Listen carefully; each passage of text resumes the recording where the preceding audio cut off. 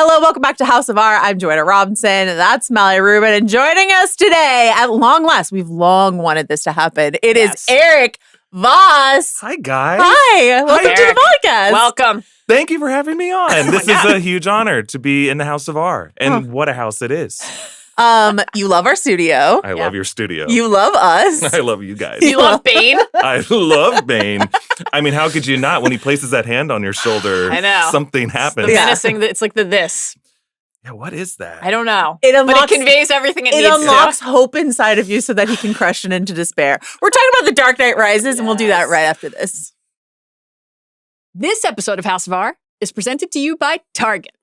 For 30 years, Pokemon has shown that adventures are better together, and Target is calling all trainers to the celebration. That's because there's something for every era of fan in the Pokemon and Target limited time collection. Thought you found them all after the first drop? Think again. Drop 2 just landed, featuring life-size Pokemon puzzles and an instant print digital camera. The entire collection is in store and online, so check it out now. Explore now at Target.com.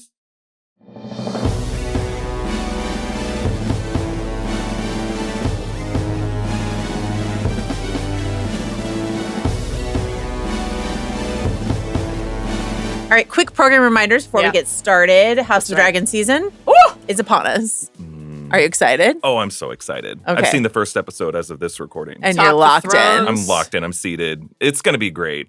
Battle of the Gullet. I can't say too much without spoiling it, but it's just a kid from a Navy family. It's just like really appreciating the nautical tactics. Ooh. You've spent 2 years saying to the gullet on the morrow, and now at long No, last, the to the gullet on the morrow. Tomorrow 'tis here. Fantastic. We'll be talking Thrones with Chris Ryan. Sunday nights, right after the episode drops. We'll be deep diving on Tuesday. deep.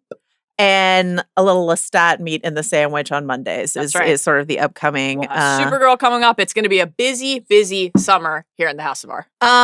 Do you want to tell people about the announcement we just made about Yeah, what we're doing we'll at the keep end it of quick. summer? You can find really long announcements on the prior podcast, on our respective social media handles. The Baltimore Orioles, my favorite team, my hometown team, is hosting House of R Night at Oriole Park and Camden Yards this summer. Isn't that insane? Awesome. Guess who's nuts. throwing out the first pitch of the game? Yeah. August 20th against the New York fucking Yankees, House of R Night at Camden Yards. Here is what that entails. Pre-game live pod. We will be recording a live episode of House of R. Join us for that. If you get a ticket, you get to come to the live show. Also, that ticket is to sit in a special section just for the bad babies. Pure Wager With Pavilion. You get to watch the game with us. You get to hang out with us. You get to hang out with each other. You get to understand how little I know about baseball.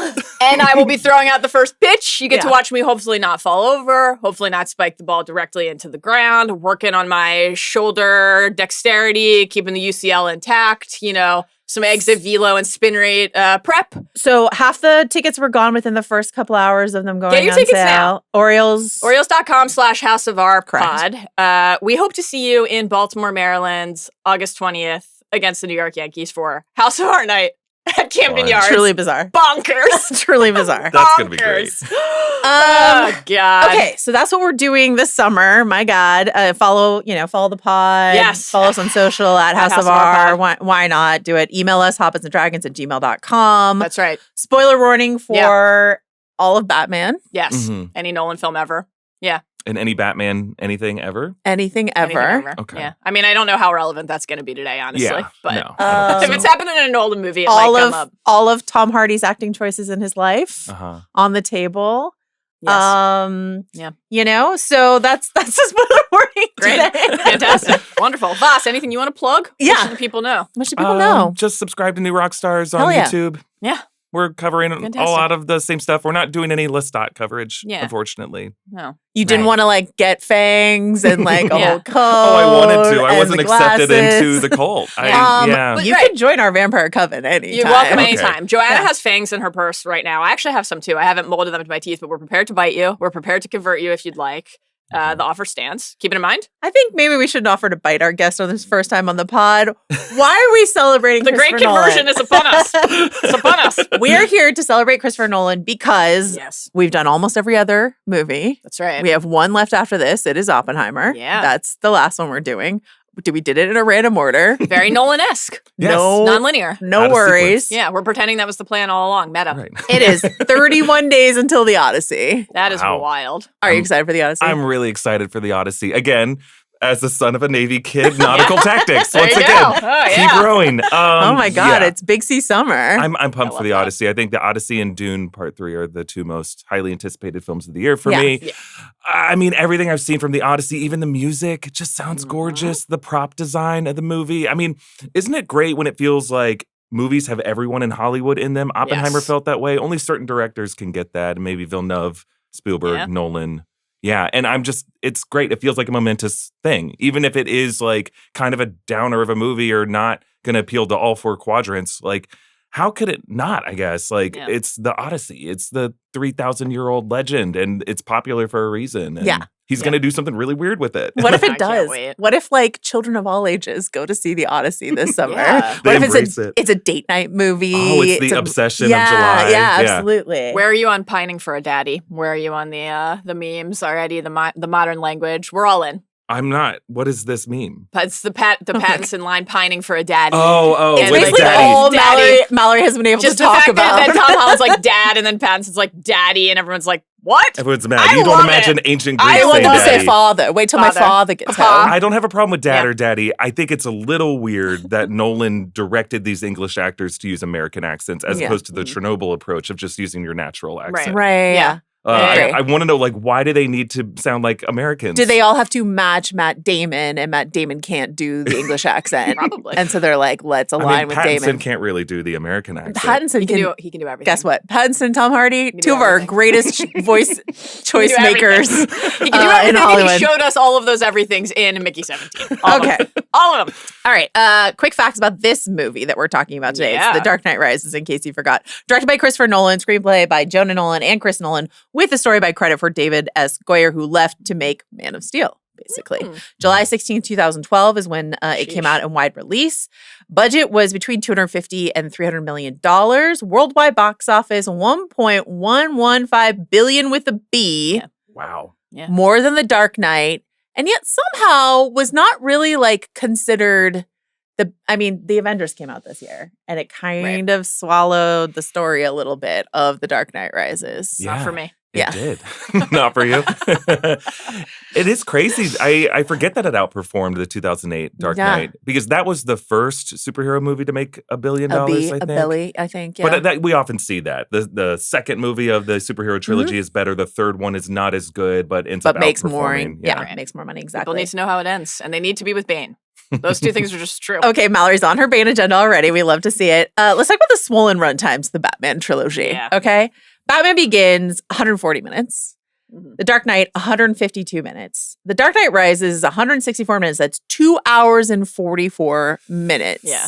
And it's actually not a runtime. You might be inclined to think maybe 20 of those minutes are credits. That's actually not the case. No. It's like 7 or 8 minutes of credits. Listen, our podcasts are routinely 3 hours long.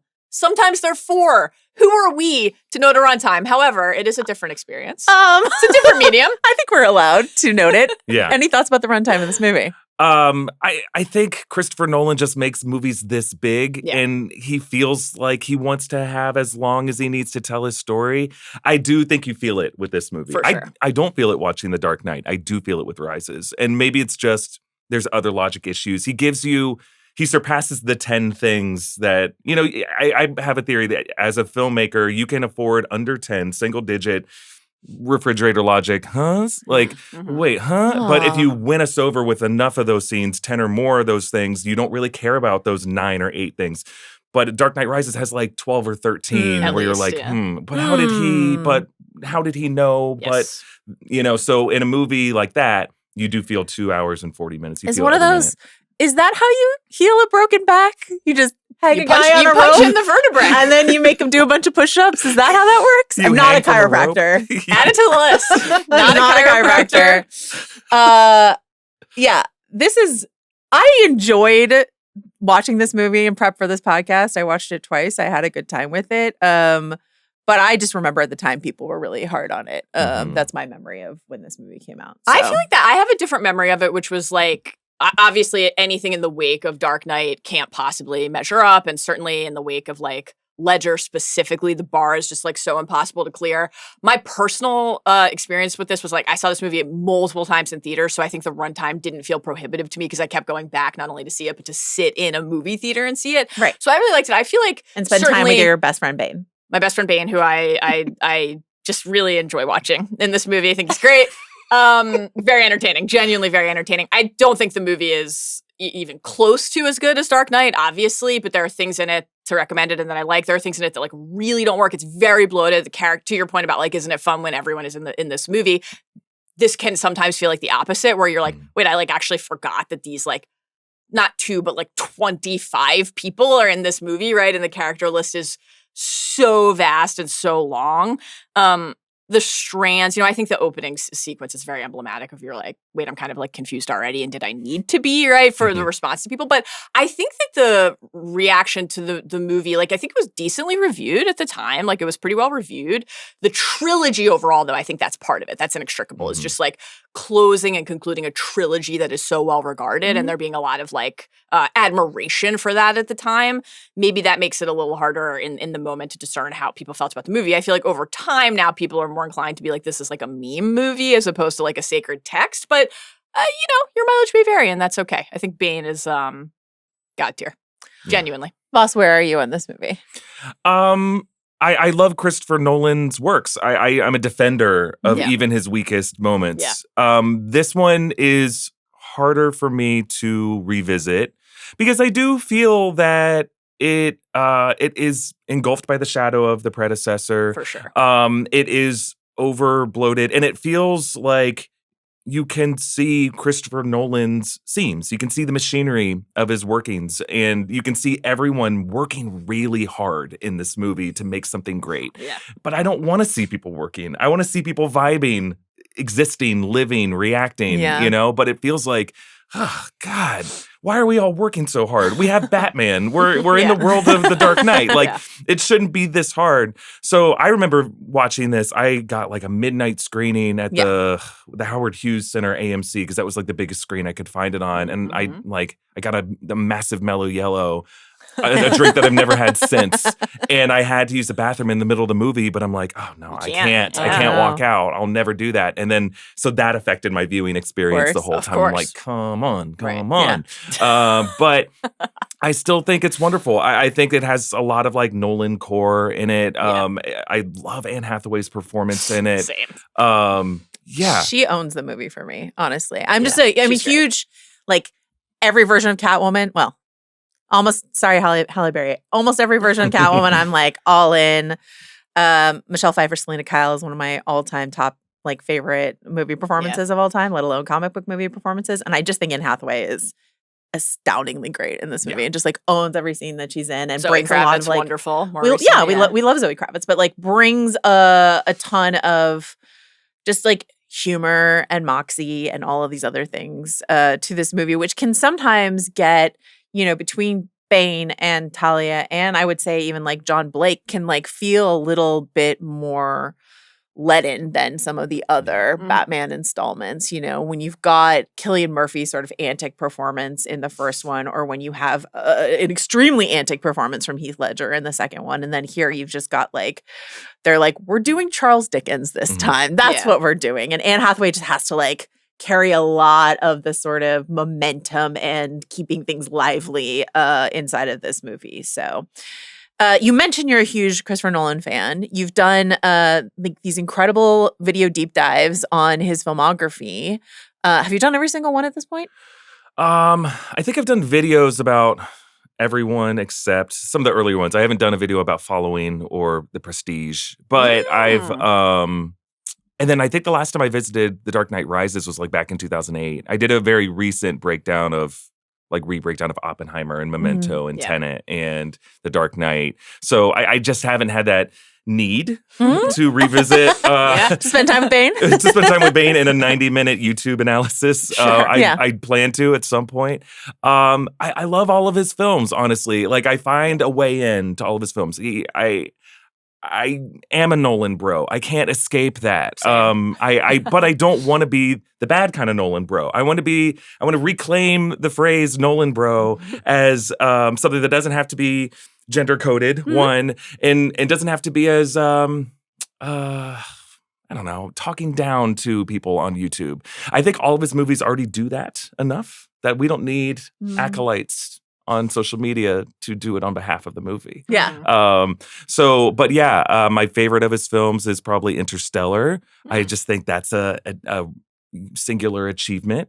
And I can even look at a movie like The Dark Knight Rises and really appreciate that he's trying to do Dickens in the world of Gotham, that he has this strong take on class warfare and wants that to be the backdrop. It's fascinating to revisit this movie and just feel the Citizens United decisions being commented on Occupy Wall Street being an influence, and how prophetic it was for J6. Like, it's fascinating to see how plugged in he was to populism. Revisiting this movie. And I appreciate the ambition of the film, even if the execution does not make it a great Batman movie. What do you think makes it not a great Batman movie? Like, what is that distinction for you? To me, a good Batman movie is is a film that understands the core DNA of the Caped Crusader as only I understand it. And no, I want a good detective story. Sure, I want I want a story that understands that there is a rogues gallery out there. And I think with the decisions made with Bane and Catwoman and linking Bane with the League of Shadows and Talia al Ghul, it's not a bad decision from a story structure standpoint. And in fact, it makes more sense in a lot of ways, but it neglects the promise of a rogues gallery that's really running this city. I love that idea that Nolan seemed to even be fascinated by the final shot of Batman Begins, of the Joker calling card. I'm like, that's what a good Batman movie is. I think Batman Begins is a superior Batman film to The Dark Knight Rises. I just think I don't need every filmmaker to read every comic. I don't need every filmmaker to use a comic as kind of a checklist or a rubric. I much prefer a Nolan movie to a comic book movie, I think, at the end of the day. But I do think that Nolan is just more interested in the themes and the symbols in the Jungian archetypes of Batman as a character, as opposed to the relationship he has with like the real oddball villains and how he has to adapt to each of those villains and kind of drink their crazy Kool-Aid in order to beat them. And you don't see that. He just kind of outmuscles Bane in this movie, you know? And it works in this movie. Well, he does a lot of push-ups. And a lot of hanging from a rope, like, you gotta around stretch his that armpits. spine. You gotta stretch that spine. Do you think this is successful as a Batman movie versus a Nolan movie, or what do you think? Well, I think it's like impossible to separate the two in the sense that the Nolan version of a Batman movie is a Nolan movie ultimately, like which is so just another another version of what you're saying. I think, and the question of how well that works for like hardcore Batman fans is, I guess, I mean, I think a lot of people love this trilogy and the respective ranking of where Rises or Begins goes in the 2-3 slot, because I think for everybody Dark Knight is number one, right? That's probably the debate is at 2-3. I don't know. I think the things that Nolan is interested in Batman and Bruce and Gotham and the relationship between Batman and the Joker or Batman and Bane, he's picking the aspects of a Batman story that are part of the core Batman text, right? And I think fit in a version of a Batman story. But he's picking the ones that are interesting to him, like the things we've been tracking across the whole, revisitation of the filmography, right? Like the Dark Mirrors, the Measuring Stick Men, the way that you have a sense of like what duty you owe to a place or what a place says about you. A scene. Like one of our categories is the great man, like obsession, right? And there have been a couple movies that we removed that from, but none of the Batman ones. None of the Batman ones. And so like that's something that is a core text for Nolan, and Bruce as a character and Batman as a symbol, I think really unlocks. So I think he's just identifying the aspects of the Batman canon that most interest him specifically. Even like a conversation in this film and Rises, like the one between Blake and Gordon. Like I hope one day when you have that moment, like you have a friend like I did, right? The idea that the structure of systems and rules will fail you. Like that's part of that's in Insomnia. That same idea way back when, well before Batman. But also it's like something that you understand why Nolan would be interested in a vigilante story. But to your point, for that reason, I agree with you. But to your point, I think by the time you get the end of this trilogy, it becomes much more a Gotham City trilogy than it does become a Batman trilogy, and the way in which like systems fail you, the way in which various infrastructure of the city are weaponized against it, like the train in Batman Begins or the system that is used here, so like he began, using A Tale of Two Cities, not just any Dickens story. We're doing A Tale of Two Cities, like let's examine the layers of this city and the various figures in the city and the lies that are required to keep a city going, or what happens when they're exposed. I do think the politics of this movie are kind of very muddy to me. It's interesting because like I was watching this and the first time I was rewatching it, I was like, do people think the message of this movie is that revolutions are bad? And a lot of people do think that. But then you talk to any of the Nolan brothers who worked on this and they're like, that's not what we think. We don't think that. Right. We think we're telling the story of a demagogue and why it is bad to have a Bane and then eventually a Trump-like figure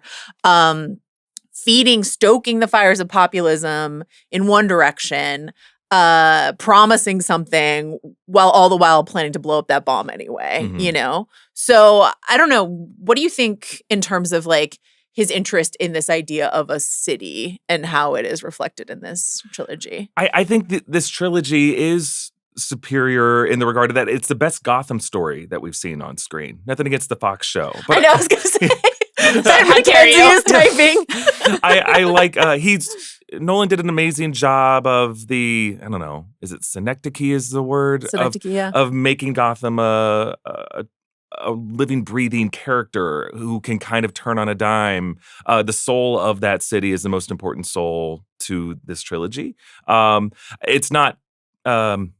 It's not the texture of the city, I think, is not my favorite Gotham that I've seen on screen. That would either be the 89 Art Deco Gotham or the 2022 Matt Reeves I love Liverpool Reeves' Gotham. Yeah. Oh, it's beautiful and rainy in a way that these three films are not. Nothing against the snow flurries, which I love in this film. Well, but to answer your question, Joe, I think it's like I think that Nolan, a textual reading of The Dark Knight Rises tells you that was not the point. I don't think he was taking any kind of political stance on the mob mentality of a French revolutionary state. I don't think, like, if you literally read it, you see that Bane is a con man, that he's manipulating these mobs to act a certain way. I do wonder then what exactly the battle lines are in the final conflict. Who is there fighting the cops? And I don't think the film itself really answers the question of how many of Selena Kyle's, La Vie Boheme friends are there lining up with those Bane mercenaries. How many of them are Blackgate prison escapees? Because Selena was one of those Blackgate prisoners. Yep. It's just the lines are kind of unclear of what this movement is really made up of. And similarly, we had some judgment of things like Occupy Wall Street, where that was a big movement that had a lot of competing interests in there. And like a coincidence, like that happens at the end of 2011. This film is already basically made, and so this comes out like while we're still thinking about Occupy Wall Street, but it was like a real coincidental moment. But to your point, like when you watch this in 2026 and you see an ocean of cops beating an ocean of citizens, and you're supposed to be rooting for the cops, like that's a harder watch for me in 2026. It's hard, and I don't think Nolan could have predicted that.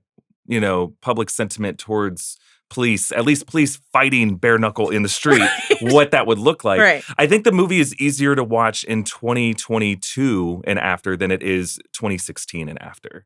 I think it's easier to identify with those poor Capitol Police who had to fend off January 6th protesters than it is whatever the public perception of cops was in 2016. Yeah. I think the Gotham, just that general question and point about like this is really a Gotham trilogy.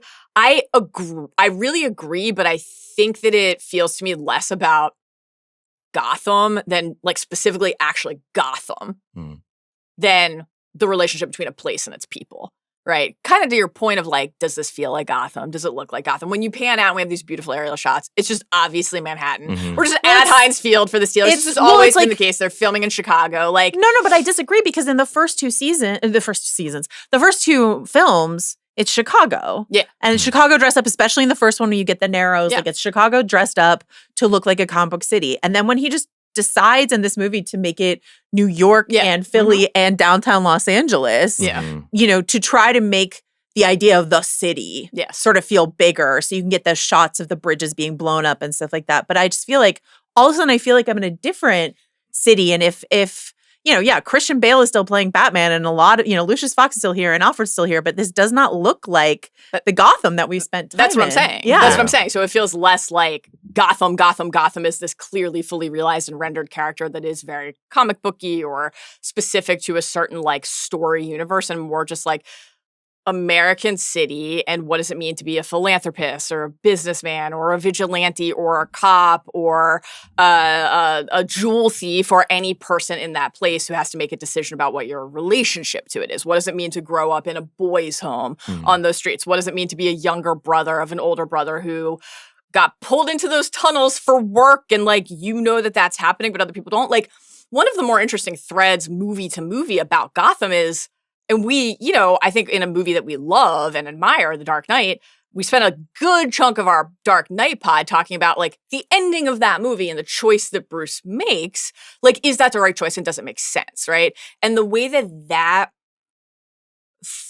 those tendrils connect in this film, the Dent Act, and you open with this like completely farcical portrait of a city free of organized crime for 8 years and the streets were cleaned up and this and that. And it's like the commentary on what kind of delusion is unfolding in a place where people believe that that's real, right? But like Bane has an entire operation going under their very buildings and their street and has laced the concrete that holds the structure of the city and placed the bones of the city with explosives that he can blow at any point and they don't even know it's happening. Yeah. So I think that the like assessment of, the political apparatus of a city and the machine of a city and stuff like that is obviously really interesting to Nolan. And then the, conversations that like Alfred and Bruce have about, and Bruce has with Blake in this movie and, Rachel, last movie, everything, like, what can one person do in the face of that? What is their right? What do you owe a city? It's interesting, Jonathan Nolan, when he talks about Batman, because Jonathan Nolan, who considers himself a staunch progressive, gets stressed out when people say the Dark Knight is pro-Bush era surveillance and gets stressed out when people say this is an anti-Occupy Wall Street sort of message. He's like, those aren't my politics. He was like, we tried very carefully to keep our politics out of this because we feel like, he's like, I don't mind injecting my politics into other things I do, but when you're handed Batman, like you want to make it about Batman and you don't want to make it about like your politics. But like, he's like, but I think Batman's kind of a fascist. Like, that's Jonathan Nolan's take on this. Like, that's the other side of the blade of vigilante justice, right? Is like the richest man in Gotham has decided what is right and what is wrong. And he is going to make that decision on his own. And the way in which, like, the mob mentality, when you get the kangaroo courts, shout out my guy, Jonathan Crane, killing it as always. But like, when you get the kangaroo courts of Bane's Revolution, it's like, how different is that from, it is different, but like, how different is it really from Batman just unilaterally deciding what is right and what is wrong? Yeah, and the fact that when Bruce is removed from that place, it actually does crumble without him and is 12 hours away from blowing up by the time he gets back. Yeah, Atlas There's shrugged and broke his back. Yeah, exactly. It's interesting that all three of these movies kind of treat the decision to become Batman and exercise Batman's crime fighting as a kind of sin, as a kind of necessary evil, rather than a virtue, rather than something that's cool, rather than something that like, wouldn't it be cool if we had our richest recluse fighting crime in the streets? It's like Alfred confronts that. He's like, I didn't want you to come back to Gotham after what happened to your parents. I think you should hang it up. I think it's bad. I mean, the second film says this is the kind of insanity that you inspire by going around as a masked figure. I find that interesting because it's saying that like, I think that's Jonathan Nolan saying that we shouldn't be encouraging our billionaires to take everything on their shoulders. We should get a very strong man to break their back, to discourage that kind of behavior. Like, it seems to reject vigilantism by letting Matthew Modine lead cops, uniformed police officers to fight our battles for us. I think that's him trying to reconcile all these complex things. But I do think if you show a large group of people in a city that are being affected by things happening in it, you can't help but politics come into the conversation. How do you keep it out of it? Yeah. You did I like did my best impression of an English major to like delineate the Tale of Two Cities influences. And then I did watch your video last night, and I was like, "Oh, Erik did an even better job of this." So, do you want to talk about the Tale of Two Cities comp at all? Like, what's interesting about that to you, or what I find interesting about it is a tale of two cities, and they address it with actual text that Gordon says in his eulogy. Yeah. But it is a city that we both have to share. It's like it's not geographically separated. It's a city that is. I guess in this film it is above ground and below ground, but ultimately it's a cohabitated space, and it speaks to the different perspectives of the people who have to share these same buildings and streets. And I like that idea, that kind of blindness between these characters. Like I like that it is a tale of two Gothams in this story, and that like people are just experiencing that Gotham in completely different ways. And I love that. I love that Selina's Gotham is completely different than Bruce's Gotham. I love their slow dance and how he has these assumptions that she completely rips apart. I love how personal it is between the two of them when she steals his mother's pearls and how important those pearls are to the Wayne family.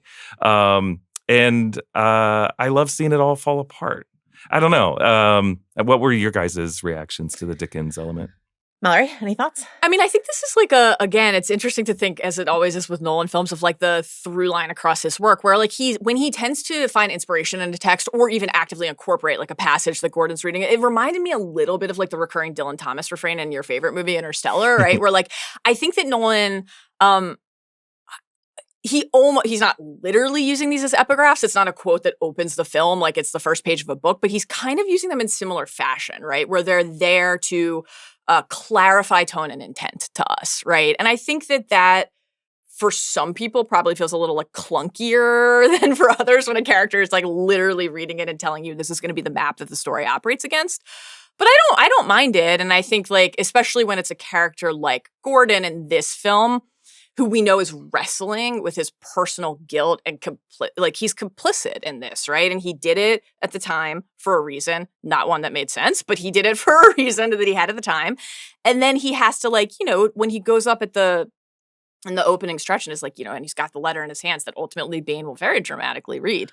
He's like, is this the moment? And you wonder how many moments like that he's had on those 8 years. Did that ping disclosure day for either of you when Bane gets on the camera and he's like, Gordon wrote this letter? And I'm like, says who? Yeah. Prove it. It works. What do you mean? It works. Somehow the prisoners through the other side of these multiple walls can hear this whole speech and react to it. Bane also using broadcast news instead of the internet, But I was like, what do you mean you just read a letter? Like, where's the handwriting analysis? What are you talking about here?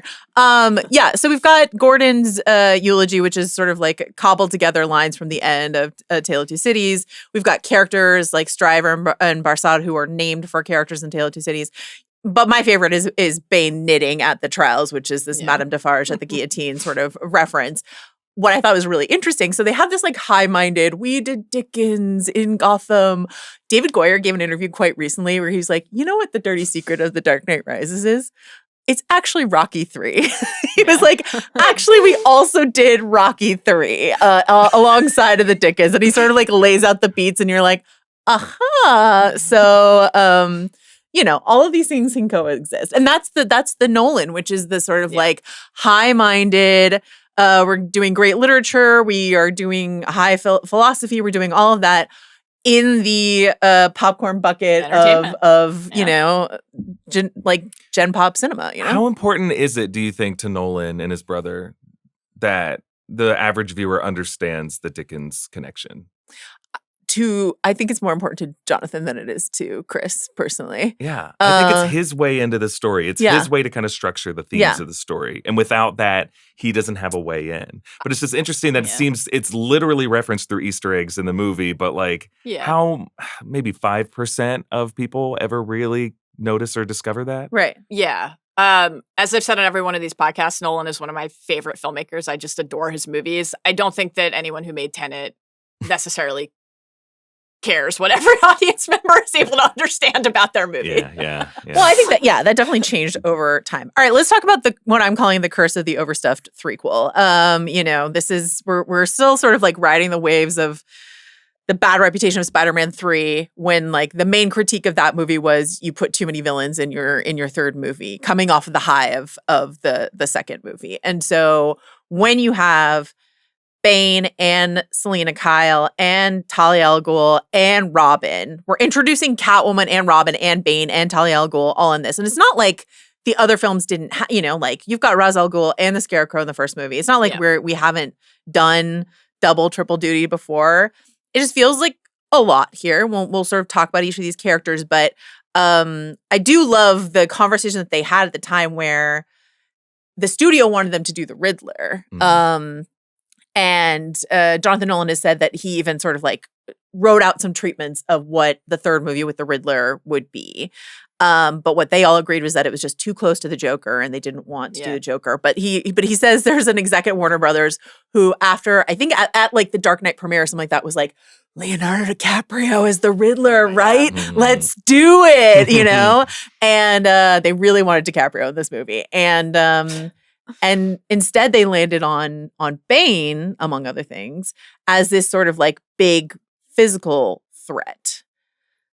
Mallory Rubin. Yes. Would you like to give us your treatise on Bane and why you love him so? I just think it's an incredibly entertaining performance. It's like genuinely really, really fun to watch. I think the voice choice that Hardy makes as Bane is completely insane. And like, I offer no explanation or defense of it, but I say unapologetically that I love it. This is obviously like part of a stretch of films where we got to spend a lot of time on the internet wondering why Tom Hardy didn't want to show his face in a movie and like was going to mumble basically indecipherably and inaudibly through a large part of the film. Captivating to watch. I think that the fact that this trilogy ends up being bookended around the League of Shadows and Ra's al Ghul, there are real life tragic reasons that happens, obviously. And that's also just like worth saying. And, would this have been the exact character set that we got for the third Ledger film if Ledger hadn't tragically passed? Like probably not, right? So, was this intended from the jump to connect Bane and Talia and Ra's and League of Shadows and have that be such a central force in this question of like, can you save a city without burning it down to the ground?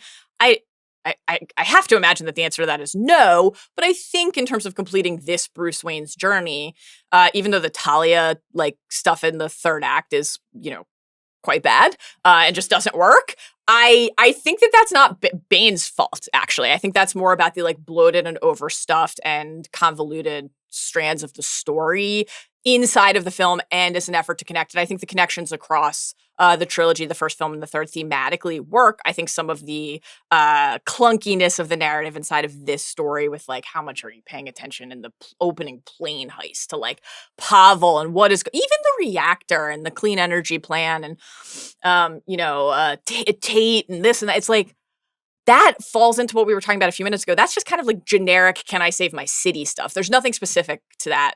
That feels like Gotham specific, Gotham core, right? So that stuff just doesn't work as well. I think Hardy as Bane is not only internet meme era fodder in a really fun way, but just a really memorable, I'm Gotham's Reckoning, great performance. He is at the center of a couple of my favorite scenes in the history of comic book movies. One of the things we did last year was our Best of the Century So Far project, and I picked Bane Batman scenes, both of which I will talk about many times again today, in more than one of those pods. Not because this is my favorite movie of the trilogy, it isn't, but because I think those scenes and watching Bane and Bruce go toe-to-toe is just incredibly compelling and captivating. So I'm a huge fan of the performance in a movie that can elsewhere be flawed. I love you so much. This is your most demented take, but I think a lot of people agree. I don't think that's true. Voss, how do you feel about Bane? I don't want to live in a world without Tom Hardy's Bane. Yep. I'm happier. I think we're in the better timeline that he made those choices that he did. I think it is a a fundamentally flawed character in this trilogy and in this film. I really do think there was an attempt by Nolan to address some of the concerns with his previous two films that we didn't have Batman in a real fight ever. Yeah. And I do think you do need to see his physical prowess and the boldness to show Batman's back getting broken. I think at some point in his research, Nolan discovered that Bane is the one who can actually break the bat. Yeah. And I like seeing that delivered in this film. It's just this depiction of Bane is also an intellectual. Mm-hmm. He's also a revolutionary. He's also a grifter and a con man. He's sensitive guy. Cares about the innocent. He can hijack one innocent planes. In the pit. He does. One innocent. Not the rest of the innocents. Not the innocents of Gotham, but the innocents entire of the city of Gotham that he plans to blow up, right? Yeah. My Bane takes are not character specific. They're performance. Sure. Hashtag Bane was right. No. Bane was not right, but Bane was fun to watch. Bane was fun to watch. He is fun to watch. I think the vocal choice does not work in the film. Again, I'm happy that I live in a world where we have this, but it makes the character too much of a joke. It does feel like it is a voice in an ADR booth that is disconnected from the performance that was there on set. Well, and it was, right? Because they released the opening plane heist, whatever you want to call it, plane napping. Is that how blood transfusions work? I don't think that so. Scene is the part of a corpse. That scene is crazy. But they showed that in front of Ghost Protocol in IMAX as a sort of preview, similar to what they did with The Dark Knight. And no one could understand what the fuck Bane was saying. And that was like a very unfortunate first impression of this movie, was that it was a joke before you even saw the movie, is that what the fuck is Bane saying? So they had Hardy ADR all of his lines and introduce this more sing-song cadence so you could at least a little bit more understand him. And I do think it's fun. Like, I don't think it's like unfun. But it doesn't work for me as a whole. In a vacuum and in certain isolated moments, I have a good time with it. And I think the way in which, like, Tom Hardy's physical imposition, I hadn't seen... I just saw Bronson for the first time last year, and that is just like an absolutely incredible, whirlwind physical brutality performance from Tom Hardy, and he is like really delivering that here. The way that they shot him to make him, even though he is shorter than Christian Bale, look like he's towering over Bale, and just like punching holes in pillars for no reason, honestly, and like all this other stuff like that. Like, I like the physical imposition with the intellect, and I like his. There's something I really like about his connection to Talia, but yeah, overall, I just think at the end of the day, the voice undercuts a lot of that. It is really fun to imitate. It is, but it undercuts it as like he's a showman. Whereas like Ledger makes big choices, and all of those big choices work. And Hardy, who based this off a somewhat famous boxer in the UK, like made this choice for this voice, and I fundamentally don't think it works. Yeah, I think it's a note that Nolan should have given him, and I don't know what happened there. Like, if you're Christopher Nolan at that point, it's post-Inception Christopher Nolan. You can say like, don't fuck up my $1 billion movie, please. And luckily, this movie ended up doing well despite all of it. It didn't ruin the movie, and I don't think it sinks the movie. I have like trouble this most recent rewatch. Is he an introvert? Is he an extrovert? Does he like the limelight, or is he a ambivert in the way that he can adapt to just serve the mission of trying to burn Gotham down? Because like, I think the middle act of this film requires this person to be kind of a P.T. Barnum. And he does not strike me as someone who likes being in front of a camera, likes speaking in front of a crowd, yet he's there in Heinz Stadium talking to thousands of people and is like making a big show of it. That's why I'm like, I think there were some ideas that the Nolan brothers had from the second film. You need someone like the Joker, someone who is kind of a media figure, who loves the camera, who can't get enough of people staring at him, to be able to deliver that particular type of plot. And Bane, while he works really well in close quarters combat and a larger-than-life presence in some regards, doesn't strike me as someone who works as like kind of spokesman for any movement. I think the good news is it's never hard after this at any point to hear anything in a Christopher Nolan movie or to understand what people are saying in a Nolan movie. It's never a problem again, folks. It's only a problem in any movie that he's ever made involving water or IMAX cameras.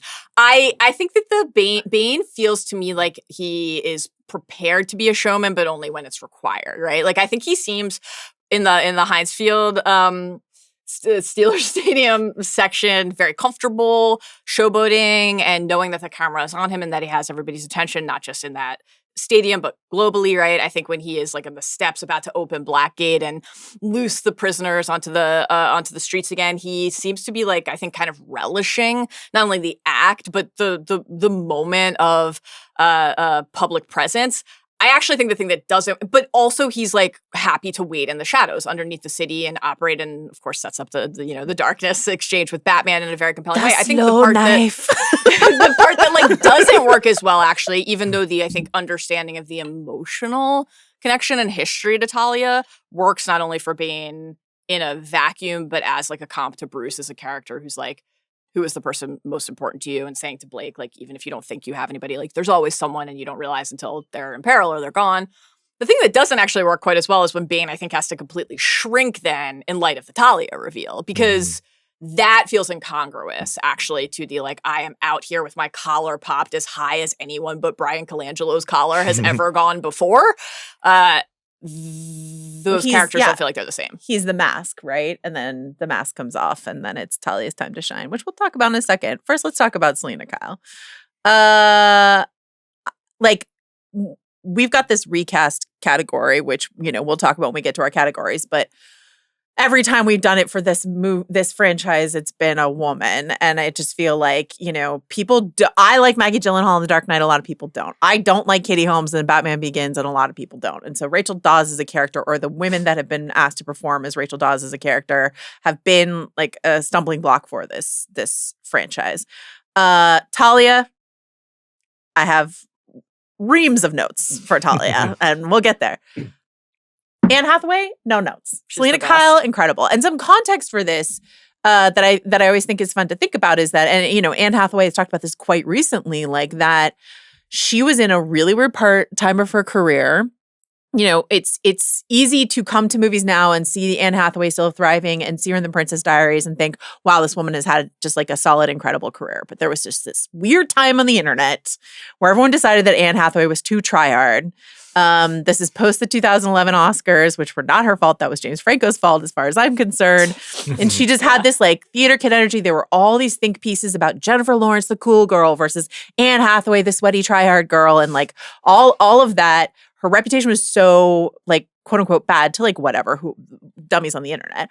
And Christopher Nolan cast her, and she has talked about how she didn't think she was going to get cast, that he took this like chance on her when no one liked her and everyone thought she was toxic and wanted to stay away from her, and put her in this role, and then put her in Interstellar, and just sort of like, she's like, he, to a certain extent, kind of kept my career momentum going in a time when it really could have ground to a halt. And it's just like, I genuinely think that this movie, because it comes out the same year as Les Miserables, is partially responsible the same way I think True Detective is responsible for Matthew McConaughey's Oscar, partially responsible for getting that Oscar. Because she didn't get the Oscar for Catwoman, but you watch her do Fantine in Les Mis and you watch her do Selina Kyle, and you're like, yeah, give that woman an Oscar. Are you kidding me? What can't she do? Anne Hathaway's excellent in this movie. And I love the adjustments that she makes in a shot to go from like a screaming damsel in a bar. How she can just play, without even changing her face, play kind of the oops, clumsy server working in the mansion to just like with the slightest tilt. Oops, like that. Oh, she's just incredible. I think she gives the best performance in this film. And she's so watchable. And I agree. I think often we reward Oscars for career in that moment. So the moment that the actor's in, rather than the singular performance a lot of the time. And I don't know. I remember that time in 2011 and not understanding it, not tuning into it. Still liking her as a performer. Yes, I understand that she was the better half of the Oscar presenters that year. I don't understand why she took the blame for that. But I do remember that discourse of the cool girl, and how cool is she when she's the cool girl in this movie? When she's, it's all I know is, I'm not getting emotional. When she's just like, all I know is that you should be as afraid of him as I am. Like, she's just so effortless and wonderful, and I love her in this film. Yeah, she's amazing. Definitely the MVP of this movie. She's sexy, she's smart, she's confident, but we understand the moments where she feels fear. I think something like how physically convincing she is in every respect, right? Like the kind of swaying crouch in front of the safe, or the like, hey, just hold this hat for a second so I can punch you through it at the airport, right? All of that. The humor, like, you dumb bitch. No one's ever called me dumb before. Like, iconic, honestly, incredible, right? Nobody told me it was unbreakable. Yeah, it's like, it's so good. Yeah. And, often in a film, especially a film with this many new characters in particular, like you're saying, Joe, who we have to like kind of understand quickly their history, their relationship to current events, like all at once. If you were basically just like handed certain key nuggets like we are with Selena, she's after the clean slate. Here's a folder this thick of all of the the transgressions and the run-ins that she's had. Bruce, when he's like praising the way that she retrieved his fingerprints, right? And he's like, she's good, but also they're catching up with her. The ground is shaky beneath her feet. There's a version of that where it's like so ham-fisted to make us understand without actually understanding anything about the character. We don't know anything about Selena. We're just being told all these things about her, where it's like, oh my God, like what like kind of clunky exposition to help us like really quickly grasp where this character is with her history, the way, even some of the things that she has to say about kind of like wealth, right? Yeah. It all storm's coming. Yeah, like, even when Bruce gets to keep his house and her reaction to that is like, man, you even like go broke like differently than the rest of us, right? There's a version of it where it's like kind of just like really eye roll inducing, but she makes it hum at just the perfect frequency. And you understand, I think, something about her soul and like her essence. One of my favorite moments in the performance is toward the end when Bruce is back and trying to convince her to stay and actually help and stay and fight. And he's like, I think you have like, there's more to you than that. And the way that she says, I'm sorry to keep letting you down is so, so, so, so, so good.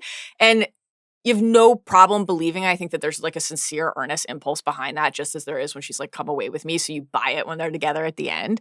But also you buy that she had to talk herself into pulling back into the city after she clears the path in the tunnel. It's just fantastic. Fantastic performance. Fantastic rendering of this character. I love it. I have a read on this where like, because some people, because they do two love interests for Bruce inside of this movie, like he has sex with Talia al Ghul, but he ends up with Selena Kyle.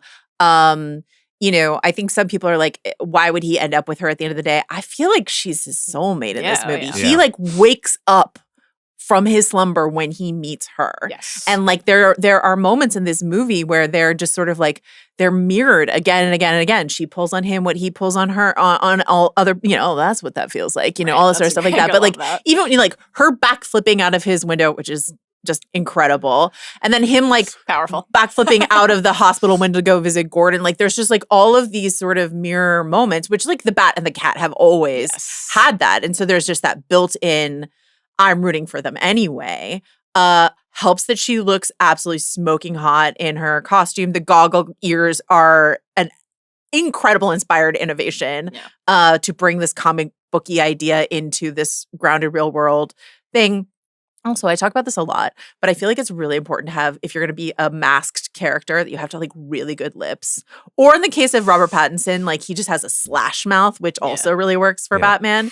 But like Patrick Wilson has like in Watchmen, like incredible. And like she just has this like the like 5 layers of red lipstick she's wearing when she's got that cat costume on is like, should not be underestimated. I think it's very important. Yeah, she is a true shapeshifter. It's really fun to imagine the two of them in Italy in their epilogue. Like, what kind of hotel guests are they? Are they just like running cons on the waiter doing his like spoiled college jerk persona, her doing her, flirty girl energy, and then every hotel they go to, they're just acting like a completely different couple. I love this. They're so manic and lot of perfect role for each play. other. When she does the transition of, doing that, whatever that dive is out the back of the window, which is incredible, landing somehow on her feet, as all cats do, and then just doing this kind of master of disguise thing, just pulling off whatever this like the apron and the apron, and the collar, getting the back of the congressman's car and saying, you want to take me home? And then they go off to the Caribbean for a few days. Like, we don't see that in the movie, but like she kept up that act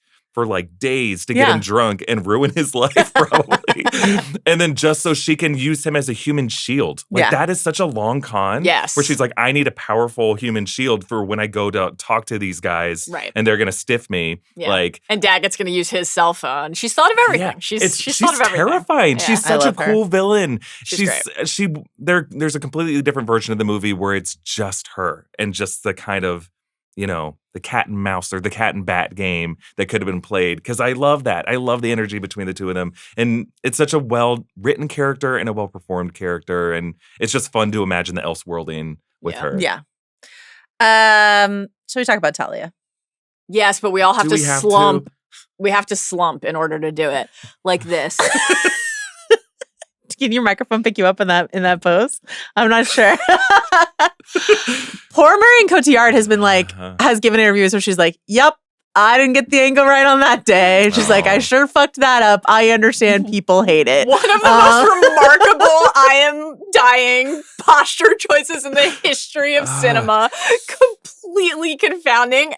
You're definitely not supposed to be just cackling uncontrollably at that point in the film. No. But it's hard not to. The opening night, fanboys there at 1:30 a.m. Yeah. We're all laughing in that moment. Like, why did they use that take? I know. Let's go back and take another take. Well, I mean, so part of it is like, I know they had a short window with her because she had like just had her baby and they like, you know, so like that's why she's wearing a lot of billowy coats for a lot of the movie is she was just sort of like right after her pregnancy, they altered the shooting schedule so they could get time with her. And I love that Christopher Nolan did that. He's like, I want Marion Cotillard. I don't care. I'll figure it out. But like, I think it put them like against the clock to certain stuff they were shooting with her. And I cannot believe he got into the editing room was like, A, that Bane voice, 10 out of 10, no notes.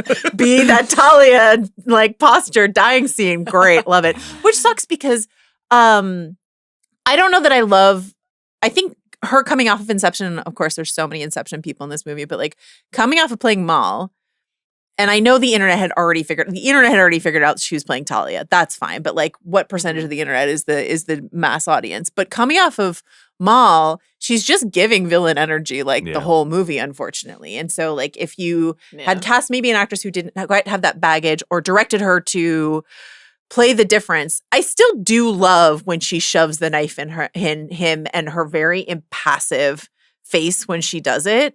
I really like that moment a lot. But I don't like much else that poor Talia / Miranda does in this movie. She's pulled the hair back. It's time for business. It's time for business. Yeah, this is ponytail time. Yeah. The Inception call out is like a great one. And you couple that with this hot woman who every old man in Bruce's life constantly is reminding him is hot. That's also a hysterical part of Dark Knight Rises, where Alfred and Lucius are just constantly like, have you seen this hot chick around you? Oh, have you seen this hot chick around you? The comedy I set you up with a chimpanzee if it got you out of here. So dumb. The comedy of Alfred having to pick up Bruce from the ball after Selena absconds with the Lamborghini does make it all worth it. But like, so beautiful, mysterious woman who is involved in key boardroom maneuvers and also is like the thing I'd love to talk about is this energy reactor that one dude can turn into a nuke.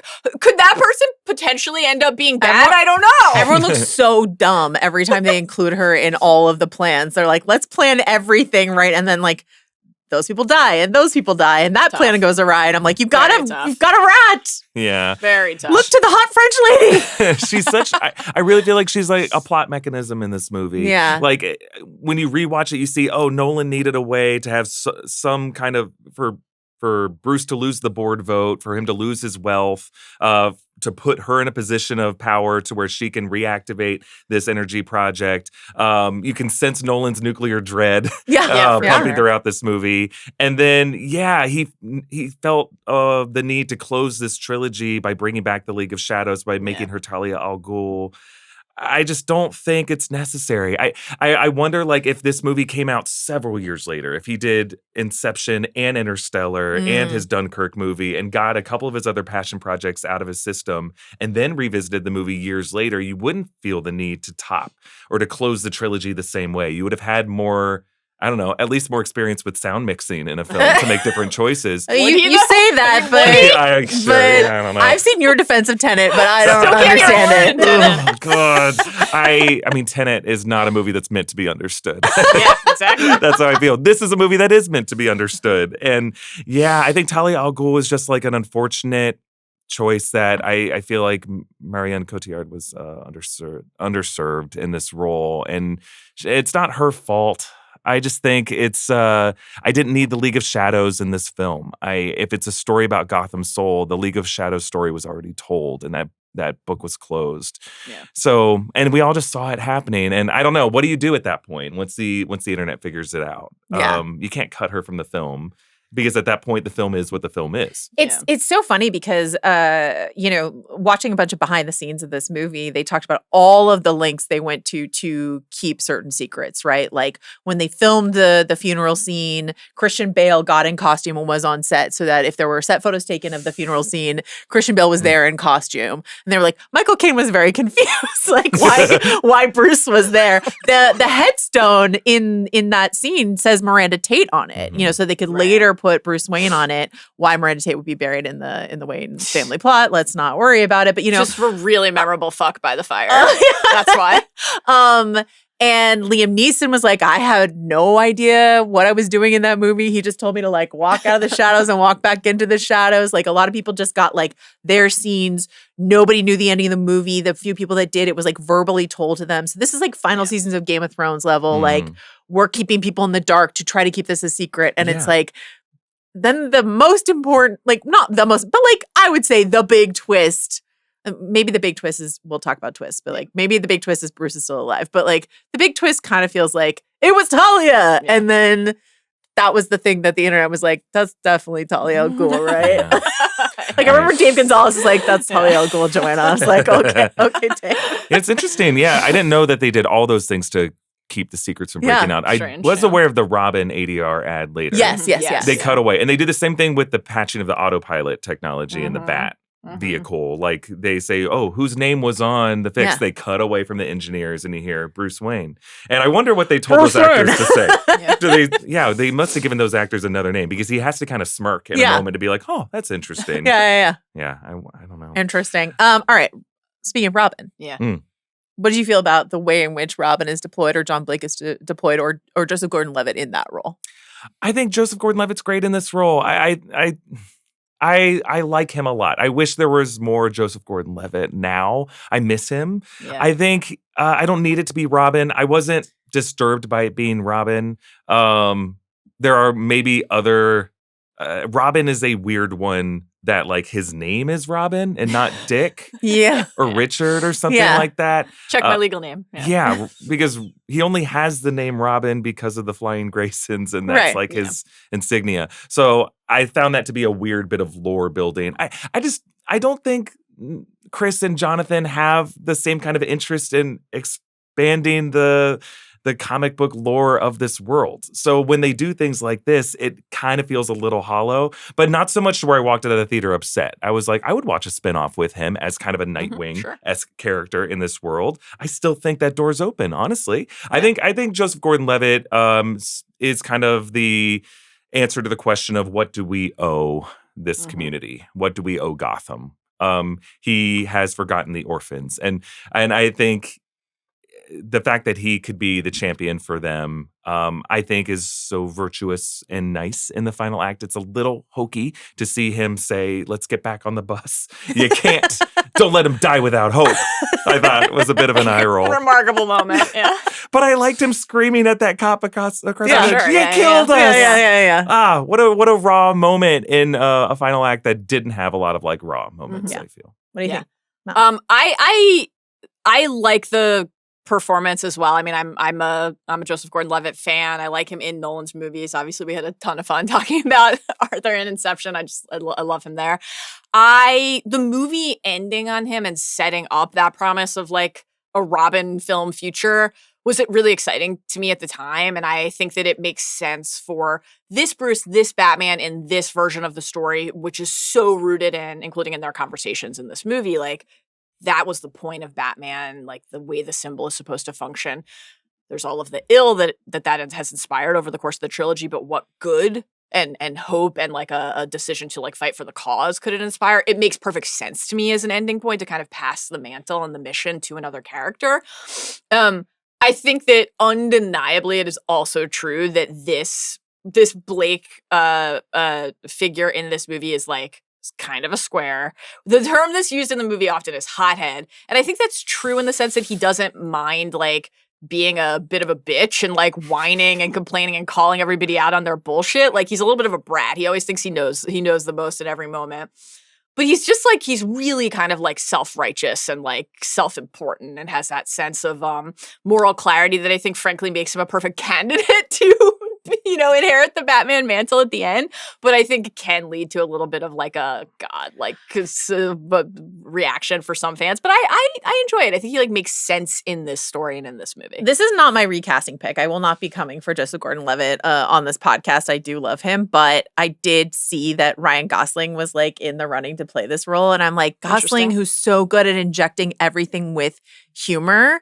Like if John Blake had just been a little less self-serious, and you know, like, I do like that. Like when we think about John Blake as a candidate to take over the mantle, and Christopher Nolan has said from the beginning, this was what he wanted at the end of his journey with Batman was someone else takes over the mantle. Like he always wanted that to be sort of the final shot of the story.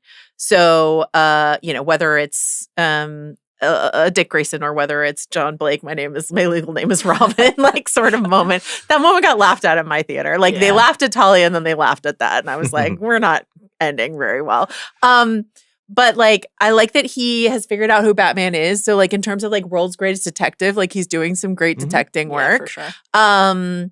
I like the visual of him like swinging into the cave, Flying Grayson style, and sort of like and the rise. Like I think I really like from a visual point of view, I really love that ending. But yeah, I don't know. It's it almost works. It like almost works inside of this. I think it's interesting. The humor point is a great one because, like, you know, I'm thinking of a moment like where in the third act he has that you get to tell him what's really going on here moment. And what if he was like, wait till you get a load of like, not only wait till you hear about this fucking bomb. It's literally a time bomb. Wait till you see what Scarecrow is up to. You know, like a little bit of that would have been fun. Yeah, he's very, very, very self-serious. It's interesting but I do like the role. It's interesting to me that Hathaway gets the accusations of being a tryhard when, like, in the same era, we had Joseph Gordon-Levitt doing the same kind of thing. Like, he's like, I'm gonna do Make 'Em Laugh on SNL. Like the shape-shifting he does in the Bruce Willis impression in Looper. Yeah, I didn't have a problem with this. I was a theater kid. I love seeing a theater kid just like work out their freak on screen. Yeah, and so I don't blame any of them for this, but it's just interesting that Anne Hathaway had to pay the price for that. And both of them get their chance to kind of like earn their keep here. I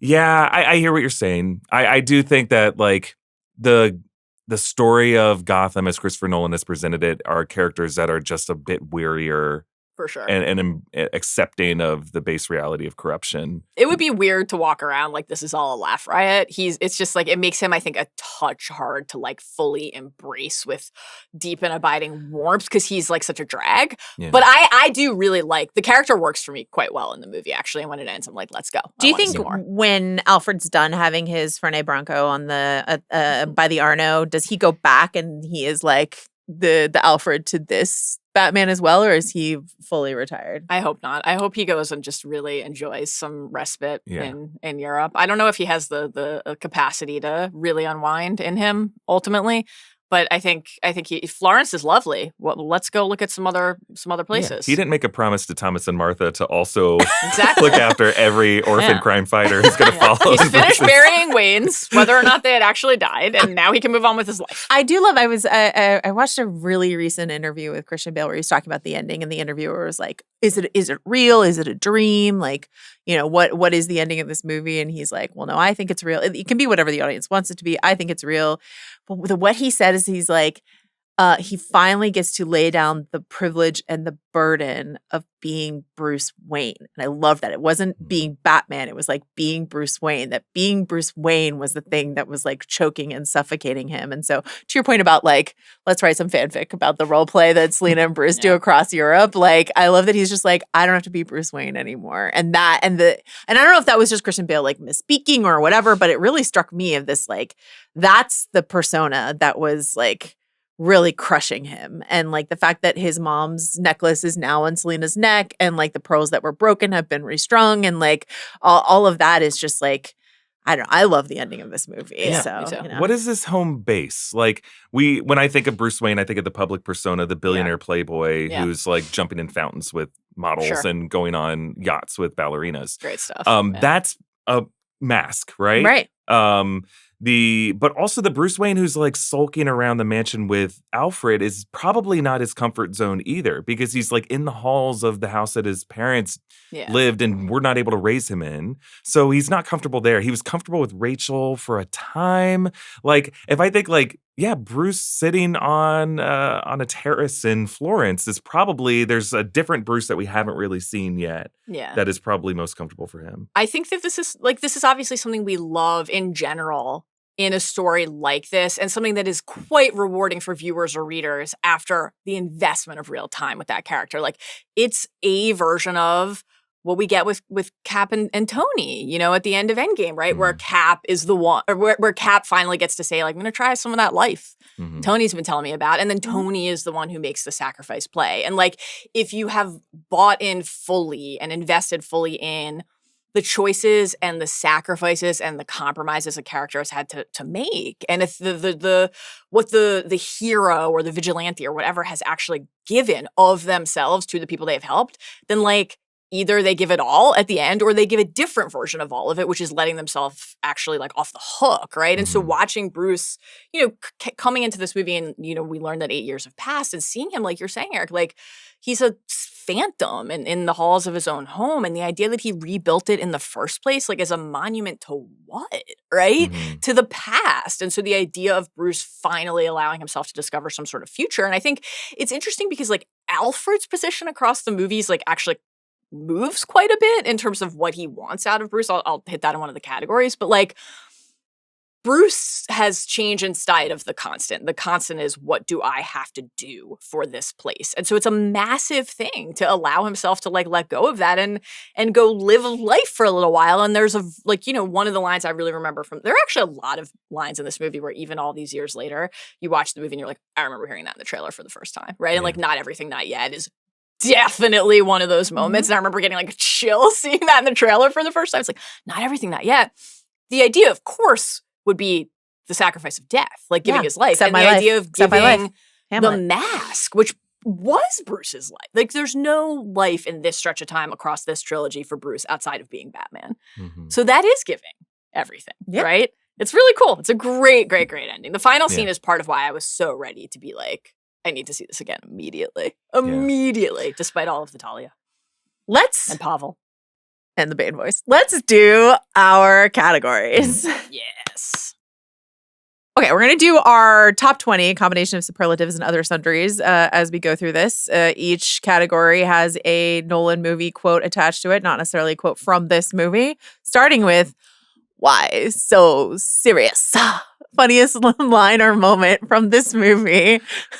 Erik Voss. My favorite is specifically after Talia al Ghul's slow knife speech, and how great Marianne is with like, she really wanted the best face of the last thing he sees before they all get fried by a nuclear blast, and it doesn't work out. Him going in his Batman voice, too slow. It's so great, really so good.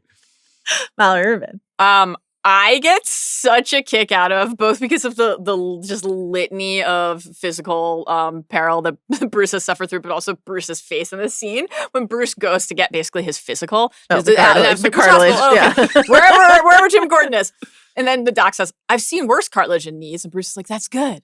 No. That's because there is no cartilage in your knee and not much of any use in your elbows or your shoulders. Between that and the scar tissue in your kidneys, the residual concussive damage to your brain tissue, and the general scarred over quality of your body, I cannot recommend that you go hella skiing, Mr. Wayne. And then Bruce just like, right. It kills me. It cracks me up. It's so good. Because there's so many moments you watch Bruce get just like destroyed and you're like, is his brain like not pudding after this? So I appreciated that and it made me laugh.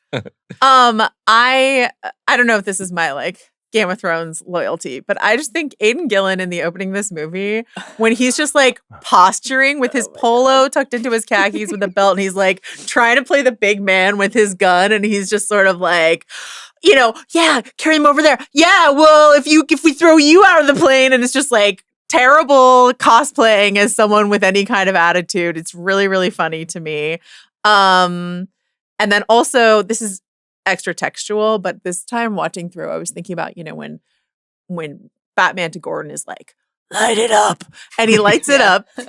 And then you have to think about Bruce in the dead of night, I guess, laying that track of the fuel, climbing up the bridge, using whatever fuel he has used to like draw the giant Batman sigil. Like all the scampering that Bruce does around to like fix the bat signal or like leave stuff for Robin or whatever the case may be, I can like vibe with. But just like he had so little time on the clock before that bomb was going off, and he just had to make a very dramatic fiery entrance. And so I just like thinking of him like rappelling and just sort of painting this bat signal on with the side of the bridge. Yeah, exactly. Absolutely nuts. I love that. Also, the fact that they are on canonically slippery, ready to crack at any point ice. Like I'm always waiting for Gordon to be like, the gas is like 2 inches from me on this very slippery ice. Like, what if I had not seen the flare and stopped exactly where I was supposed to stop? Would I just like Harvey Dent myself right here? Tough one. Great one. A couple runners up. We already talked about this, so that's what that feels like when Selena vanishes. Yeah. Incredible moment. Really good. In the same No One Ever Accused Me of Being Dumb, Selena Daggett Stryer sequence when Stryver comes in and is like another Thrones. Burn Gorman. Another Thrones presence here. Nice outfit. Those heels make it tough to walk. And when Selena stabs him and says, I don't know, do they? Just iconic. Just wonderful stuff from her. She's the best. She's great.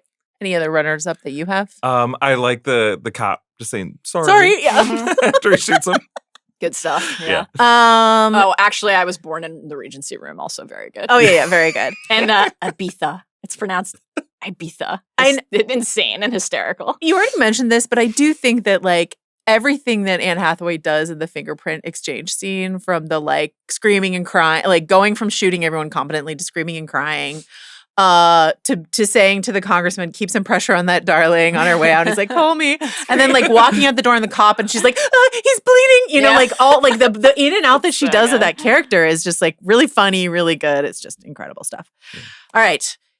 Speaking of Tom Hardy, you mustn't be afraid to dream a little bigger, darling. Sickest set piece, Erik Voss. I might get heat for this. I just love the football field demolition. I know it was in the trailer, and I know there's a lot of VFX that doesn't hold up. Just the concept of it, and Hines Ward running the touchdown. my least favorite player of all time, Hines Ward. Of all time?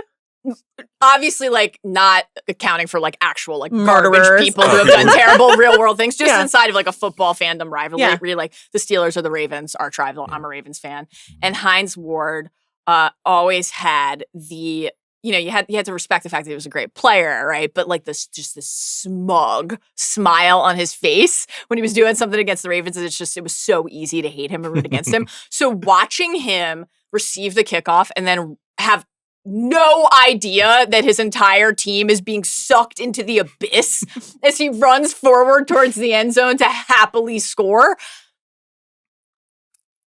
It's great. And preceding it with the little boy singing the national anthem. I mean, part of it was like, I saw it in the trailer and seeing it in IMAX. That is like a very cool spectacle and set piece. Can't believe Bane didn't win you over, Joe, with his commentary on that musical interlude. You know, it's like, ooh. It's a beautiful voice. Loves the arts. Bane loves the arts. It does feel like Nolan does this really well of this kind of synchronistic editing of like multiple complex processes that just happen to happen at the same time and converge at the right moment. All your plans work. It's like he did it literally in Tenet of like the building unexploding and the top half exploding at the same time. All of his movies have a moment like this. And it was like, the explosive cement going off around the city, all culminating in the football field. So it was really the moment leading up to it that led to mine. I don't think it's a bad pick because like for whatever you say about the VFX, like when you watch the making of, they like blew holes in the field and they had guys like fall into the hole. Like real guys fell into holes during that run. And yes, they added a bunch of extra explosion, but like I love that Christopher Nolan talks about like when he does a big sequence and they have to use CGI, of course he would rather blow up every building himself, but like if they have to use CG for something or another, he's like, I like to always end with something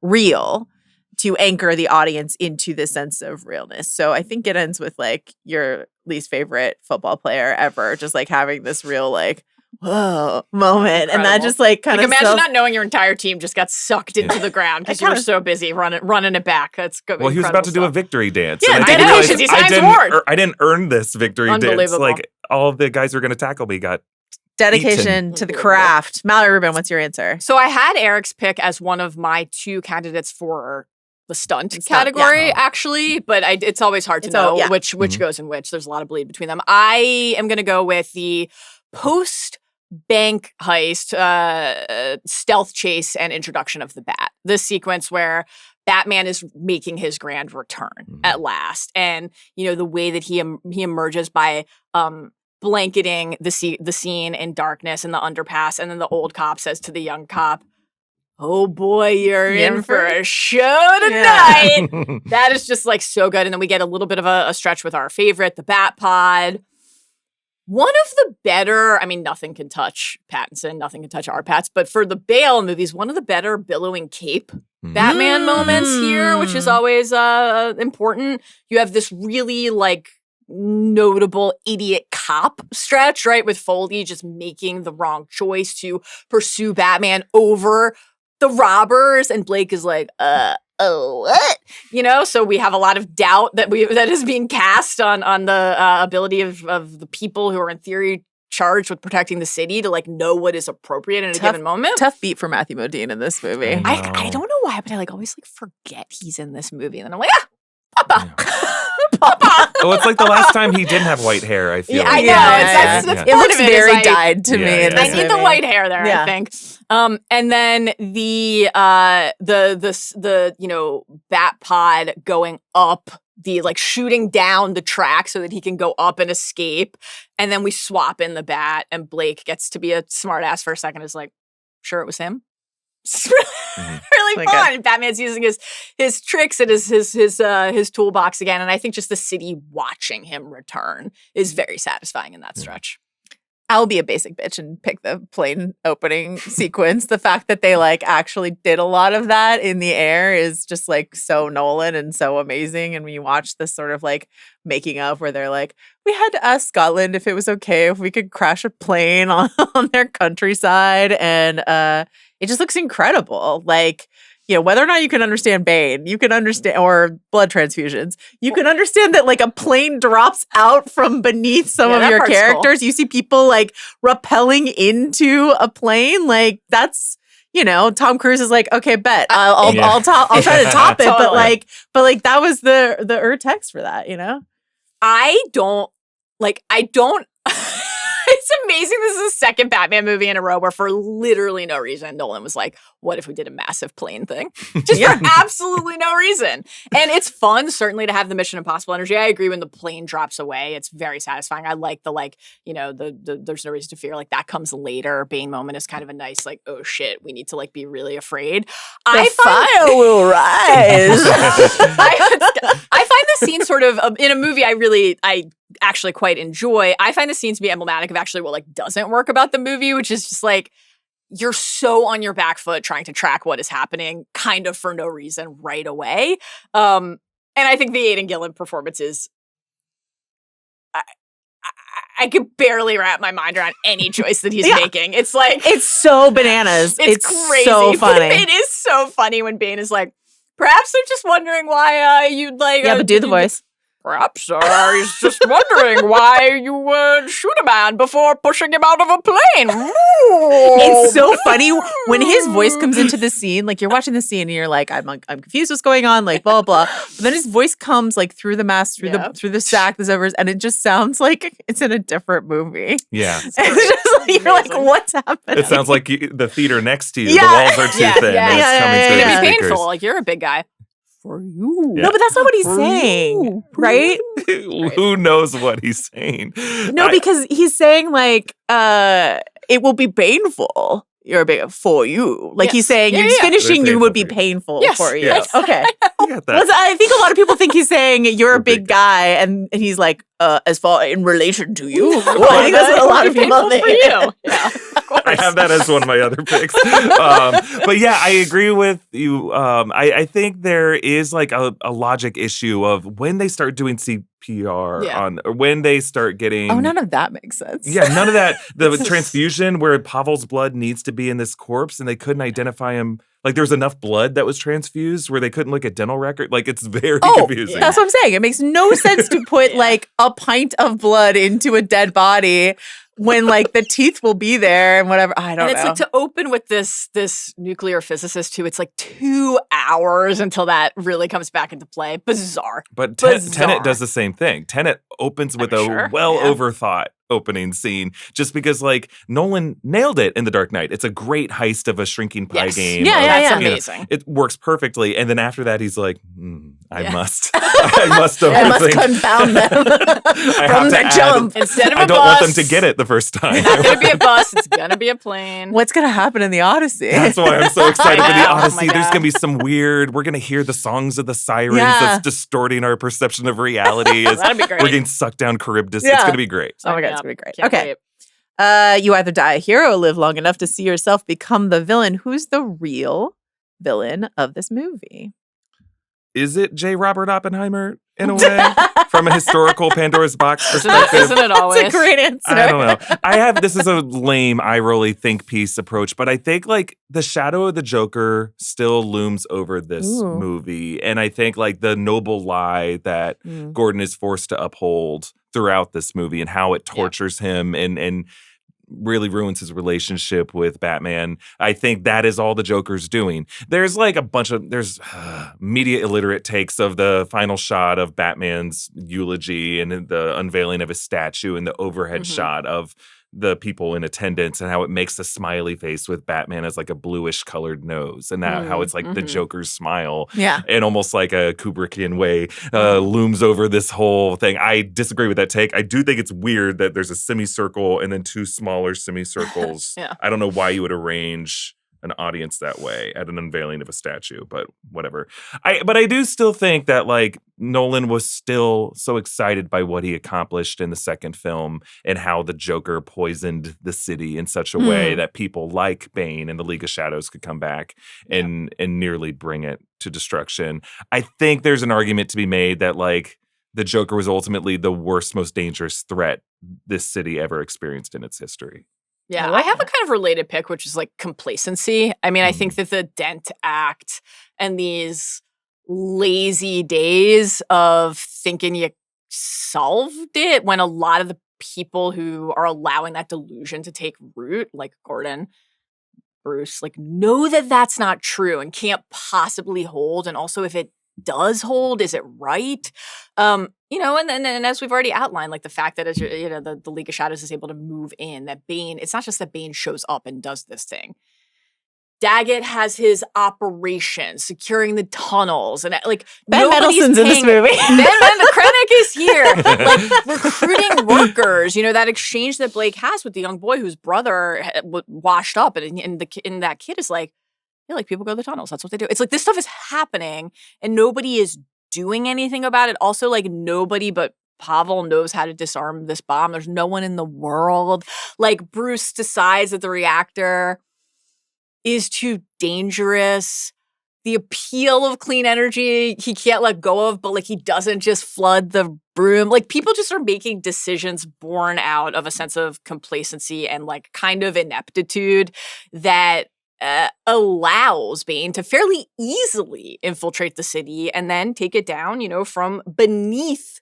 All he has to do is pull that concrete down from underneath the armory of Wayne Enterprises and say thank you. And he's like, thank you. Great To the man who decided that Harvey Dent meant more to this city than Batman. So, like, you're saying the shadow of Joker, I would also say, and they're related, of course, the shadow of Harvey Dent and the complacency in the mine wake is of that. mine is related to yours. It's a chain reaction of answers.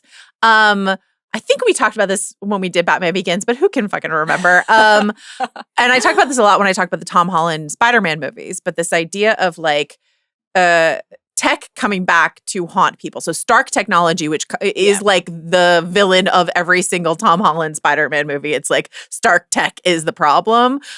Wayne tech, like the train in the first movie and the clean energy here, the way that like Wayne tech is weaponized is like haunting this and just sort of these like the thoughtless whims of the rich, the playthings of the rich, or the like, good intentions that Thomas Wayne had for the city or whatever being turned against being weaponized. But I just really love this idea of like previous decisions, especially of these like billionaire playboy inventor or whatever, coming back to like bite you in the ass and haunt you at the end of the day. Yeah, so great one. But also rich people. There's a storm coming, Mr. Wayne. You and your friends better batten down the hatches because when it hits, you're all going to wonder how you ever thought you could live so large and leave so little for the rest of us. How often is she repeating that refrain from those gorgeous cafes on the banks of Florence? I wonder. I wonder, Selena. She's like, once I could only get red delicious apples to eat, my tune really changed. Exactly. Taking a bite of that kid's apple is very tough. Are you watching closely? Most exquisitely gorgeous shot. Erik Voss. There's a lot of them in this movie. I mean, Nolan does know how to compose a shot. For me, it was hot take. Yeah, Nolan knows his way around a shot. Yeah, that guy knows. Mise en scène. The mise en scène. I love the mise en scène of this movie. I love Selena on the Bat Pod, the mechanics of it, and we saw teases of this throughout the movie. But when she tumbles in a way and does a 180, and how fast that is, I thought that was beautiful motion. Yeah, it got an applause out of me. That's great every time I see it. I bet. Yeah. Very, very powerful visual sequence. She's amazing. My pick, this one's for Joe. It's getting to see Scarecrow sitting atop his That is, of course, mountain. my answer. That is, of course, my answer. That is, of course, my answer. The best shot of this movie is Jonathan Crane, the Scarecrow, the star of this trilogy. It's so good. It's from a set deck perspective. The like way they stacked those desks, the way the whole thing is shot. He looks incredible. Like all of like his coat is frayed. The looks all scarecrowy. Yeah, he's got like a hammer, cascading reams of paper. Yeah, he's got a hammer instead of a gavel. Like that's the most like wacky comic booky like moment of this movie, and I just think it looks so cool. I love that it's a very like exaggerated comic book visual in a trilogy where we don't always get those. That's like exciting, and it does connect to the first film where we had more of that through the Scarecrow stuff in particular. It's also though like exaggerated in a kind of like political cartoon. Yes, way, absolutely. Which is very effective in that section of the story. So it's just great. And the kind of related exile via ice stuff looks very, very good too. The sheen and shimmer. I agree with you. It's like fun to see the snowflakes falling down in Gotham. But yeah, Scarecrow atop his pile of power stack, is amazing. We had like a stack of cash in the Dark Knight. Ooh. We have the Trinity Test Tower in Oppenheimer, and you have the Trojan horse. And does Nolan like just building wooden structures of like 20 feet in height? Yeah. I mean, Bruce has to scale not wooden, but the mountain up to the League of Shadows in Batman Begins. There's a lot of that kind of like mountain wooden. triangular. Do you think Nolan would do well at Burning Man? What if he's there every year? Probably. He's just masked. You can't tell. He's wearing a Bane mask. You can't tell. And he's like, take control of your LSD. Point it up. Oh my God. The Bay Area vibes post Burning Man. What was I forget what they call it. It's like reintegration or whatever. Oh. Like when the burners come back to the Bay Area and they're just like reintegration, like in Severance. Like they're like, I have to come back to reality, man. It's such a hard come down. Love you, burners. Okay. I can't remember to forget you. The scene you think about the most, Erik Voss. I think it's got to be just Batman and Bane duking it out in the sewer, Correct. breaking his back. Correct. I always wondered what would break first. Your spirit? Your mind or your body? Right? Your soul or your body? Spirit. Who cares? Spirit. Spirit of your body. So good. So good. Yeah. Just the water dripping down Yeah, on them. it's the The best. lighting is incredible. Love it. Obviously, this one pick goes well. That was one of the things that I picked in our best of the century so far pod. So I was obviously not going to not pick it here. You know, the famous Nightfall backbreaking just canon, making it to the screen. Obviously, here, very exciting. Selina's betrayal. You have the character beats for that relationship too, building up to it. Bane revealing he knows who Batman is, that he's Bruce. Like, there's all Everyone of knows in this that. movie. I mean, not Selina. In that moment, she's shocked. And Gordon at the very end, he's like, oh, Bruce wait a minute. Wayne? Gordon's the Oh my last God, one no. in line. Wait a minute. Can I just tell you that Gary Oldman having to deliver Bruce Wayne and Yeah. how many? Do you think he was just like wandering around his hotel room, just being like Bruce Wayne, Bruce Wayne, Bruce Wayne, like, you know, and he just kind of throws it away, which I kind of like. But it was just sort of like he's like, oh God, I gotta say Bruce Wayne. Like, how am I gonna do that? I think he anyway? was probably spending a good chunk of his time thinking about having to watch Talia. Yeah. Slumped She's over really and like slumped, like episode 9 of a respond in binge watch. mature No professional neck.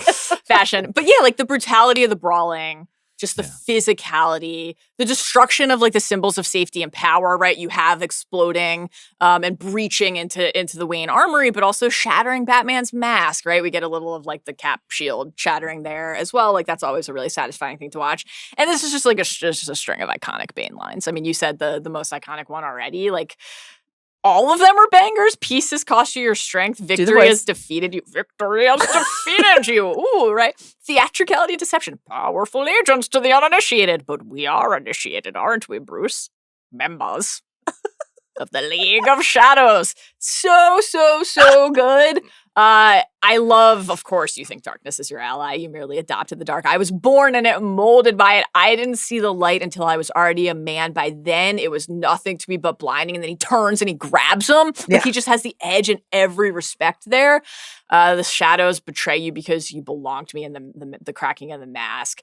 The way that he hoists him up like he is a rag doll. Yeah. And snaps him over his knee and then discards him like trash. It's an epic villain moment for Bane, and it's for Bruce as our hero, like, to see him brought low and then have to decide to try to crawl out of the pit and fight his way back. That helplessness Yeah. for a character who is defined. But all he needed was a rope swing. All you need is that little, like, kind of like little thing to hang from and someone to punch your vertebrae back in, and you're good. The pit, the fact that it's called the pit, it's like the pit comes to the pit. Great medical drama crossover there. Absolutely. Some potential for us here on What's social. what's just throwing that out What's there. the night shift Just like throwing on that out there. pit? Let's do you ask think? Dr. Ellis. Okay. Let's find out. Yeah. You know, Bruce is like part of crafting and forging the Batman persona in the first place is like, I'll be the one to figure this out. I'll be the one, right? Through my money, through my means, through my tech, but through really just the sheer force of will and intention. And for Bane to take that from him is like, I just think incredible. To I take love Batman's prep time, right? They Exactly, say. the prep time. That's right. Okay. This is hard because I have it in like 9 different categories, but I think I have to give it to The Climb. The Deshi Basara. Deshi Basara. That Great scene, just like the way that he shot it. First of all, the way that they built like a 120-foot well drop. So not the whole thing that you see, but 120 feet of it, they actually physically built so that, you know, and Christian Bale had to like climb down into it. So like when the stunt guys are like falling and stuff like that, like they're falling down a thing. The way that it's shot to look like, I mean, we get that clip together, but like Thomas Wayne coming down. So like you mentioned like the League of Shadows bookends is not your favorite thing, but I do think there are other closing of the loop moments inside of this movie that really work for me, and that's one of them.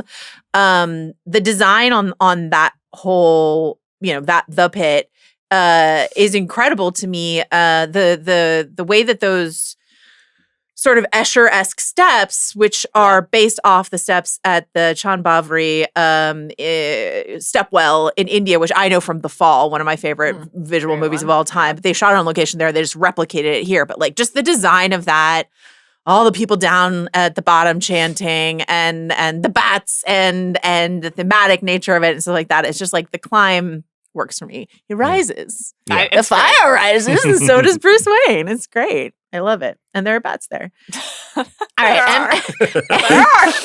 Swear to me. This movie is rated PG-13, which means can have exactly one F-bomb. Where would you put it? In the opening sequence, I don't believe we actually see the plane hit the ground. We don't see the shell of the plane hit the ground, despite it looking stunning the way it drops and descends towards the Scottish countryside. I would have loved to have seen it hit, and I would have loved to have punctuated it with Aidan Gillen going, fuck! Right as he... Fuck! And then like cuts long off. fuck. Yeah, you could even cut it. You could do the Spider-Man trilogy thing and cut it off. Yeah. Great one. Yeah. I think it's appropriate that these picks center around Littlefinger and Krennic. I'm going with a Daggett scene. I'm going with Daggett and Bane because you could put like 20 fucks into this scene because he says, what the hell is going on? But let's start right there. What the fuck is going on, right? The plan is proceeding as expected. Really? Do I look like I'm fucking running Wayne Enterprises right now? Like everything he says in this stretch. No, you stay here. I'm in fucking charge. I paid you a small fucking fortune. What the fuck is this? All of it. It's just, he should be saying fuck all the time.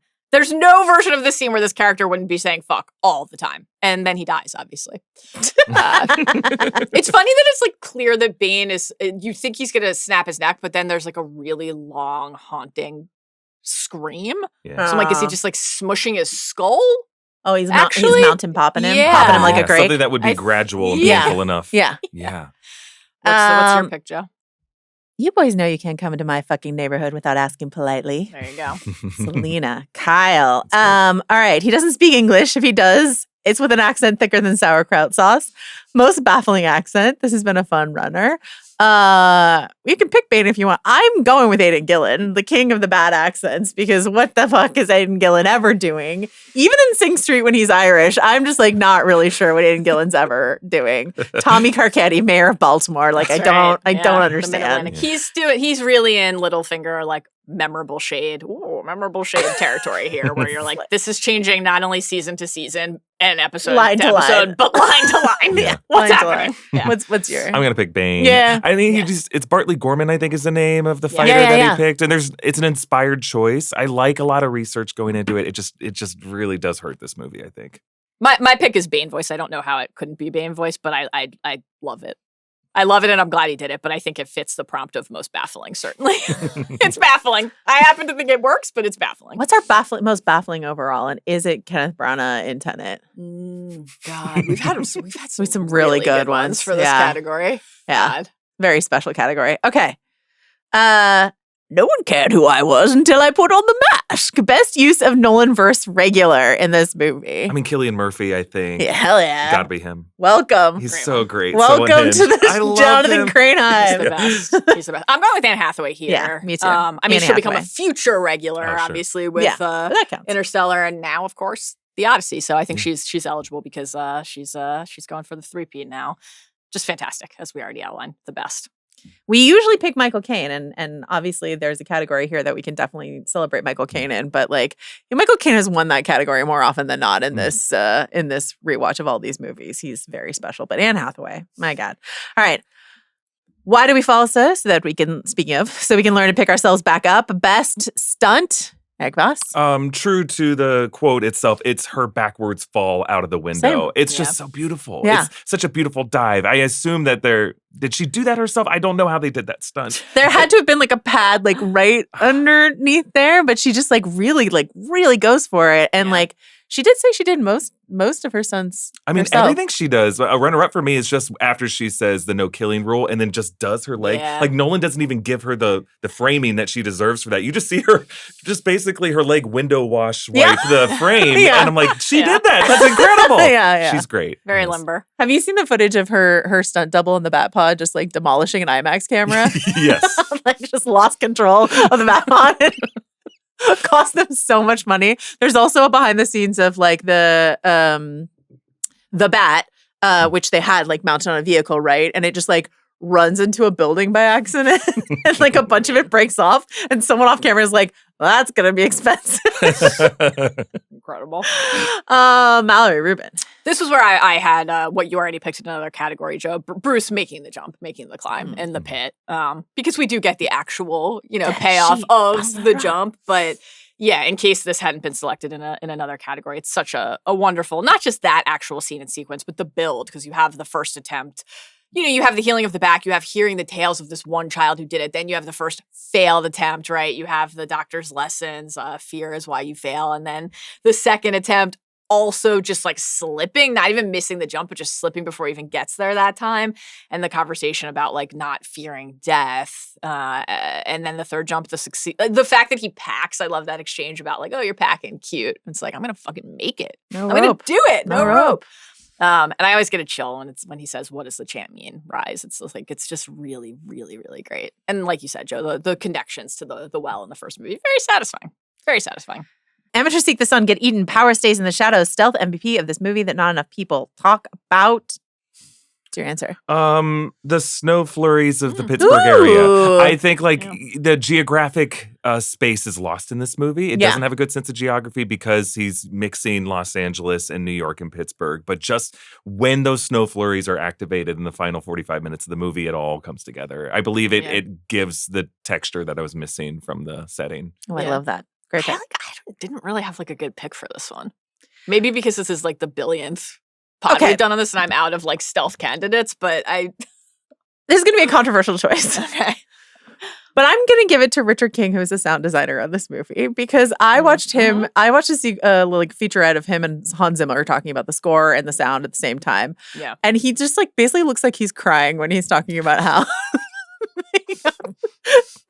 the Bane voice legible.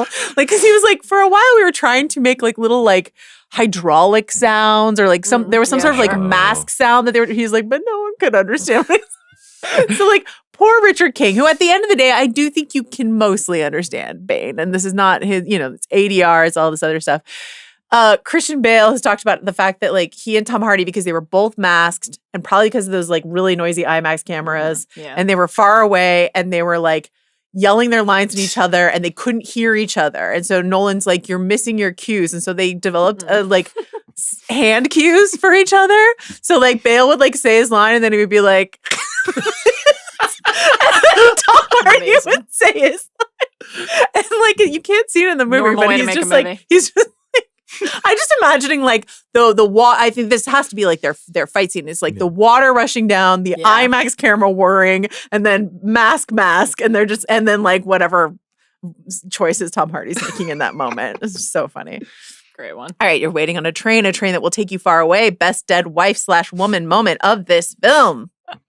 I mean, Marion Cotillard with just the will, like it's almost like she was like lunging into death in that moment. Just the final breath. She wanted it out of her lungs as soon as possible. She's like, I'm done with this movie. Yeah. No one's going to like me in this movie. Yeah. I am tired. All right, Mallory Rubin. So I wanted to make a Rachel-centric pick here, but I'm going to do that in another category to talk about that Alfred Bruce fight. So I'm going with The Legend of the Mercenary. The fact that for 2 out of the 3 movies in this trilogy really center on Ra's al Ghul's dead wife. Which is just unbelievable. Unnamed dead wife. Yeah. Worked for a local warlord. Fell in love with the warlord's daughter. Mercenary was condemned to the pit when the warlord found out, but was exiled and said, twist! She took his place in the pit and she was with child! Yeah. And then all of the prisoners rush into her cell and she's killed. What is the logic of the pit? The warlord can't say like, no, you don't need to go in. Like, I guess he was really is there like a pit governor or warden who's like, I need really one soul? Really mad about it. Maybe there's some magic. Do you think there's like an election for pit governor? I think it's appointed. It's passed down from son to son. Maybe it's like one of the moments I love is like you're recalling that Roz says to Bruce in the first movie, once I had a wife, my great love, she was taken from me. But then we just actually get that exact scene replayed in the film. It just cracked me up when I was writing out the cast list for these notes and everyone had a name and then you just get to like the dead wife. Sure. She has, I mean, William Devane plays the president of the United States. He doesn't get a name. Todd Lennon's character is Doctor. I didn't look it up, but I presume Glenn Powell is listed as Gotham Exchange douchebag. Glenn Powell's in this movie. He sure is. Yeah. But yeah. Tim Conti is just prisoner. Unnamed dead wife is pretty special. That's not my answer. My answer is, I already had this down. But when I was watching your video, Voss, you called it Bruce's grief shelf, which is Martha and Rachel. And I wrote down as his ofrenda, but like basically just like Great one. just the homage to the dead women of this franchise in Wayne Manor is what I picked. Do we see Roz's wife just depicted in some drawing that he's going to add to the shelf? It's like on there. Talia gets on there. They won't fear it until they understand it, and they won't understand it until they've used this clearest great man moment. Erik Voss. Is it Matthew Modine putting on his dress uniform? Dress blues. The dress blues. Just to die. It has to be that. You can't just wear your the bathrobe you were wearing when you were there. I mean, either on the way. heels of Gordon being like, "Did you bury your uniform?" You gotta break it all out. Send your wife to answer the door. If Marion Cotillard had not cornered the market on awkward death poses, I think Matthew Modine had a real run at it because he's just sort of like the curvature. Yeah. It's a real. Tough. It is like real one of those chocolate. Yeah, it's very like Mystique when Yeah. they find her in Very. Liberty Museum. I love it. Great Mallory. one. I'm going with Alfred's plea to Bruce when Bruce resumes his training. If this man is everything that you say he is and the city needs me, that's what Bruce says of Bane. And Alfred says, the city needs Bruce Wayne, your resources, your knowledge. It doesn't need your body or your life. That time is past. You're afraid that if I go back out there, I'll fail. No, I'm afraid that you want to. So if we compare that to the note that Alfred was hammering in Dark Knight, we see this evolution from like, okay, Alfred said to Bruce in Dark Knight, when Bruce said, what would you have me do? Endure, Master Wayne. Take it. They'll hate you for it, but that's the point of Batman. He can be the outcast. He can make the choice that no one else has. And then Alfred says to Rachel in that film, even if everyone hates him for it, that's the sacrifice he's making. He's not being a hero. He's being something more. So Alfred, the journey across films from make the sacrifice, that's what Batman's for, to value your life and recognize what you as a man, as a person, as Bruce have to give, not just what the Bat has to give, but what you have to give, feels like a real thesis on the evolution of understanding the great man that you always were. I love that. Bruce Wayne. That's great. I think I want to give it to sort of the concept of the idea of Batman as a mantle and this idea of just sort of like anyone can wear the mask or, whatever that case may be. I just like that as like an icon inside of this. Yeah. Thomas Wayne is the great man, though, is really hard to beat. Thomas Wayne in Batman Begins, they were just sort of like, that was a great man. All right. It's incredible. He's the hero Gotham deserves, but not the one it needs right now. Who was regrettably miscast, and who would you replace them with? Erik Voss. I think Hardy. I think Tom Hardy is, again, I don't want to live in a world without Tom Hardy's Bane, but if you could do it all over again, I think there's a completely different approach to Bane where you get like an Idris Elba in there, and he is taller than Christian Bale, and he does convey intellectual in a way that I don't know if Tom Hardy really can. And he is kind of a populist figure, a natural populist figure who would go out there at the end zone and work that crowd. I don't know. I don't know if he's the right pick for it, but I just think Tom Hardy is so good in Inception. I think he can speak Nolan. Mm-hmm. Yeah. I think covering the face is really a flaw with the character, but I think there's someone else out there who could have played that version of Bane better. Do you think Idris Elba would have been like, the apocalypse is canceled? He still has to do that voice. They're like, Tom Hardy made this decision. We ended up firing him, but you still need to do the voice. Those are the rules. Obviously, I can't agree, but I respect your opinion. I would love to recast Aidan Gillen, and I think genuinely like an opening scene that makes me like pretty worried about how the rest of the movie is going to go. All right, I'm giving it to Marion Cotillard. It's not Marion Cotillard's fault, but let's just pretend it is. Naomi Watts and Rachel Weisz and Kate Winslet were all in the running for this role, and I think Rachel Weisz would be my choice at the end of the day because she wouldn't have that same Inception association that Marion Cotillard had. Deadline at the time, because they didn't know that there were two female characters in this movie, so Deadline's like, these are all the actresses up for the female lead in this movie. And they were like, Rachel Weisz, Naomi Watts, Blake Lively, Natalie Portman, Anne Hathaway, Keira Knightley. So obviously, like, some of those are Catwomen and some of them are Talias. The longer Catwoman list, Angelina Jolie, Natalie Portman, Jessica Biel, Charlize Theron, Emily Blunt, Vera Farmiga, Gemma Arterton, Abby Cornish, Eva Green. Oh my God. Who got really close. I'm not sure I would have survived that, honestly. Kate Mara, Blake Lively, Charlotte Riley, Olivia Wilde, Lady Gaga, and Keira Knightley.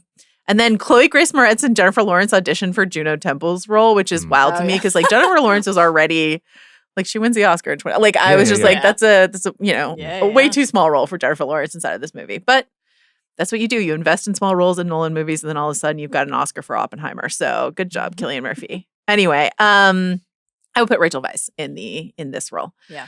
All right.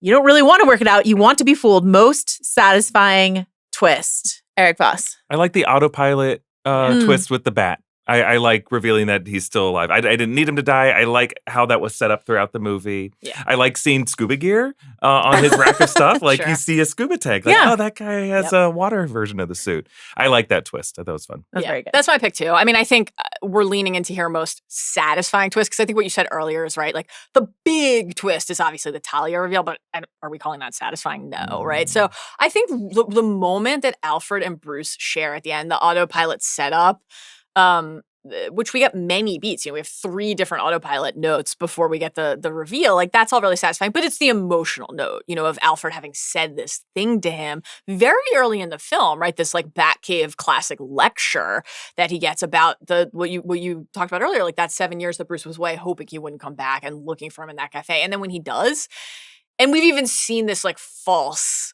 couple across the way in that moment. You're like, could it be? And we know it's not, but you're like, your mind tricks you into thinking and wondering. And then to see Bruce there giving Alfred that little cheer, it's just like really, really satisfying. A really great way to end their story. So I love it. That's my pick. I'm giving it to the Talia Gold. Well, I'm giving it to this. Joey King as young Talia Gold. Like that is a girl you're watching the whole time. Not Bane getting credit for a woman's work, by the way. But the kid being Talia, I agree. The kid being Talia, I think, is a cool twist. All right. Talia being like, I'm here to finish my dad's job. In the present timeline, less good, but the kid stuff is great. It's the slow knife.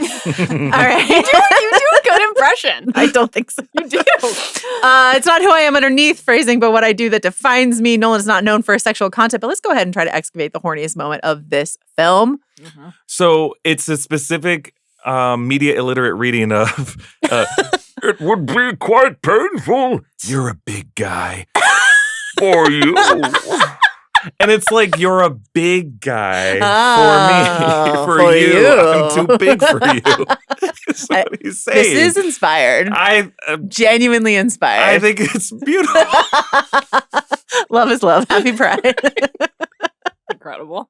Mallory, what's your pick? I'm going with the way Catwoman moves when she's trying to open Daggett's safe in full leather, and the leather is hugging every curve and every crack, and it is very memorable and powerful, and I'd say even more so than like quote unquote Miranda and Bruce exploring each other's scars curled up in front of the fire. Really good.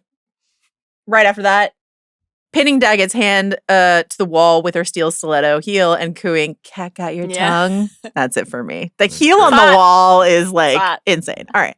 An idea is like a virus, resilient, highly contagious. The line that hits hardest 14 years later. I'm going to hit you with, this is particularly after our like experience covering Andor. Mm-hmm.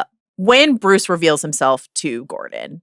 And he says, a hero can be anyone, even a man doing something as simple and reassuring as putting a coat around a young boy's shoulders to let him know the world hadn't ended. You know, it's every little step forward, the Nemec Manifesto sort of thing. It's just sort of like, what little good can you do in the world, even if it's putting your coat around a boy's shoulders, et cetera, matters inside of this fight. Gordon does it for Bruce. Bruce does it for Blake without knowing it. And Blake's like, that's Batman. Yeah, I mean, I could tell you looked angry. I knew you were Batman. Crazy. Yeah, I really love that line. For me, it's and this gives you power over me. Like, I love you think this gives you power over me, because it's like, it's just such a great rug pull moment, and the idea that the pride and the arrogance of the 1% thinking that they can control the world, that you forget that there are other things more powerful than just paying someone a small fortune. I love that. I am going also with a Bane line. I'm going with something we have shockingly not brought up yet, which is, then you have my permission to die, which is iconic. And of course, Bruce gets to throw it back in his face. And so Gotham is ashes. It's and that's the like not of your body, of your soul stretch when he visits him in the pit to like really taunt him, to lord his How often do you think victory people get to over him. visit in the pit? I think this is a rare. I don't think there's a lot of I don't think there are a lot of conjugal visits. No. I don't think there are a lot of visiting hours of any sort in the pit. I think They just sort of Bane is- drop the rags and the scraps of food down the hole. Yeah. They kind of dangle them on a rope and they wave from 50 feet above. Oh, that's the conjugal. Yeah, exactly. Basically. Eric Something for the kisses. spank bank. That's it. Learned here there could be no true despair without hope. Little Ted Lasso. Then you have my permission to die. The arrogance of it, thinking that he's won when he hasn't. It's great. I love that he just put a little TV in there so that Bruce has to. It's so easy for Bruce, which he does, to just break it. Did they have to wire the pit just so that he could do this? They had right? to tell everyone, you can't climb this HDMI cable No. to get Exactly. out. It's not going to hold your weight. Exactly. All right. You think darkness is your ally, but you were merely adopted the dark. I was born in it, molded by it. Most devastating moment. Erik Voss. I think it's kind of the breakup with Alfred and course. Yeah, of Bruce. course. Absolutely. And then kind of tagging it at the end when he tells Martha in Thomas's grave, I failed you. Tough Just crying Michael Caine in this Tough one. movie. Really tough. Oh, yeah. Yeah. It's got to be I that. have no other notes. Yeah. I did initially have this in the dead wife category because Rachel is the impetus for it. So that's kind of amazing.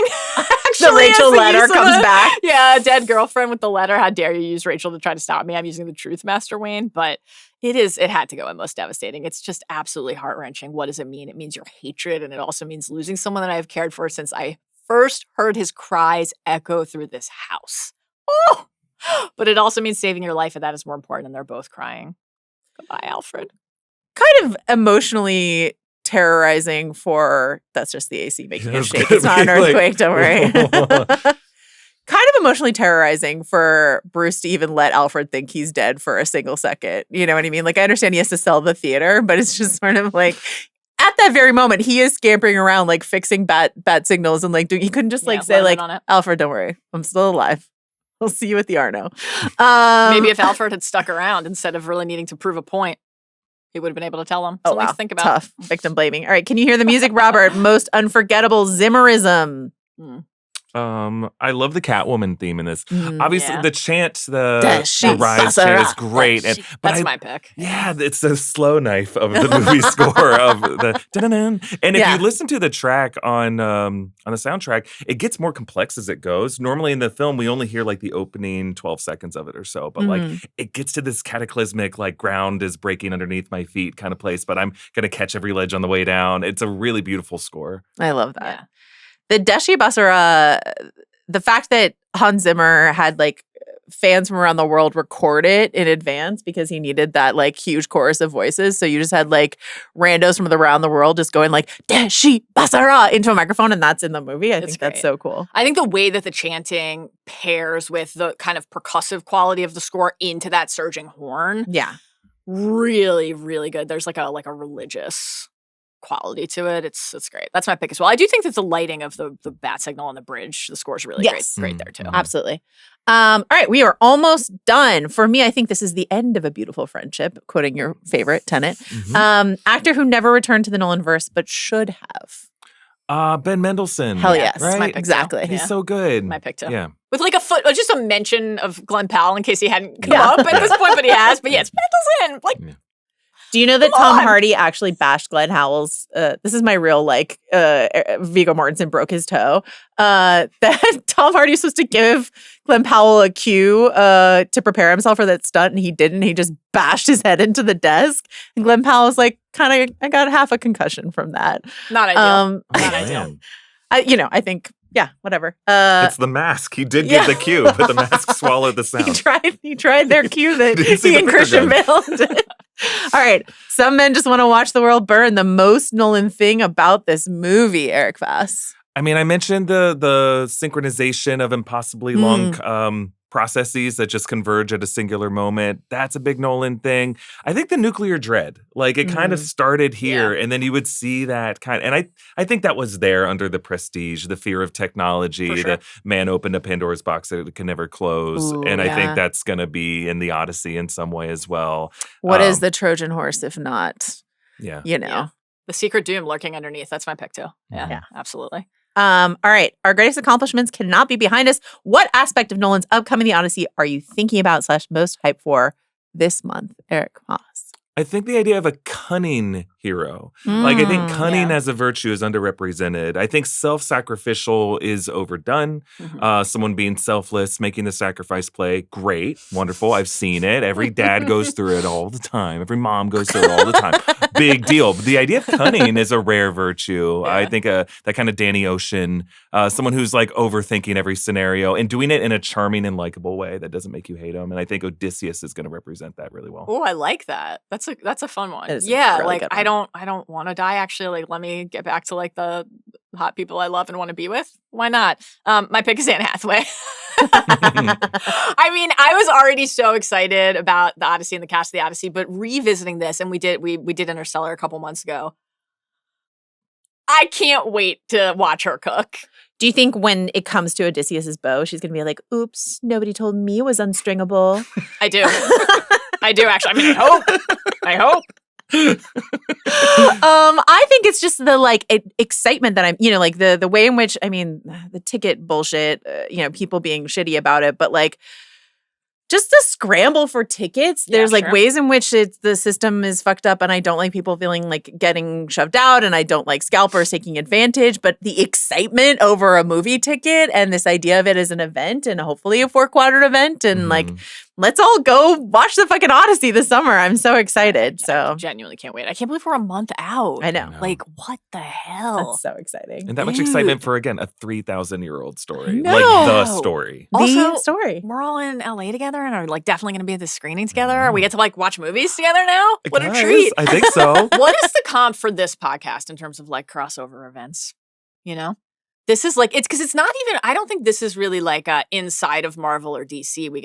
This isn't like, okay, you've got to watch The Flash and Arrow this week. This is really like Marvel and DC came together to do a podcast. Wow. Yeah, kind If you of. like, I mean, this is momentous. It does feel momentous. It's momentous. I've been on the outside of the house looking in for so long, just hearing like the best takes about movies and TV. It's just been like, I mean, just sitting here listening, you guys each share your takes on this. I've just been like, oh, right, I have to say something after this. Oh no, I want to just keep listening to them talk.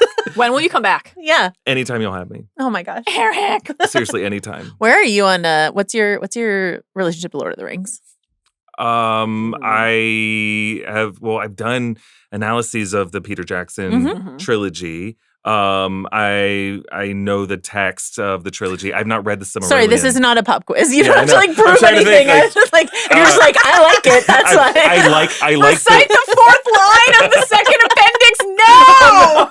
Name all the doors in the Hobbit. I can't even do that. Sing Misty Mountain. But I like the Rings of Power. I think Yeah, that's yeah. a good litmus test. So do we. Because a lot of we. people don't. Yeah. Yeah. I really They're do wrong. like it. They're wrong. They are wrong. It's beautiful. You know what Yes, we love it's, to do? you know. Walk around and say, is Galadriel It's here? Galadriel here.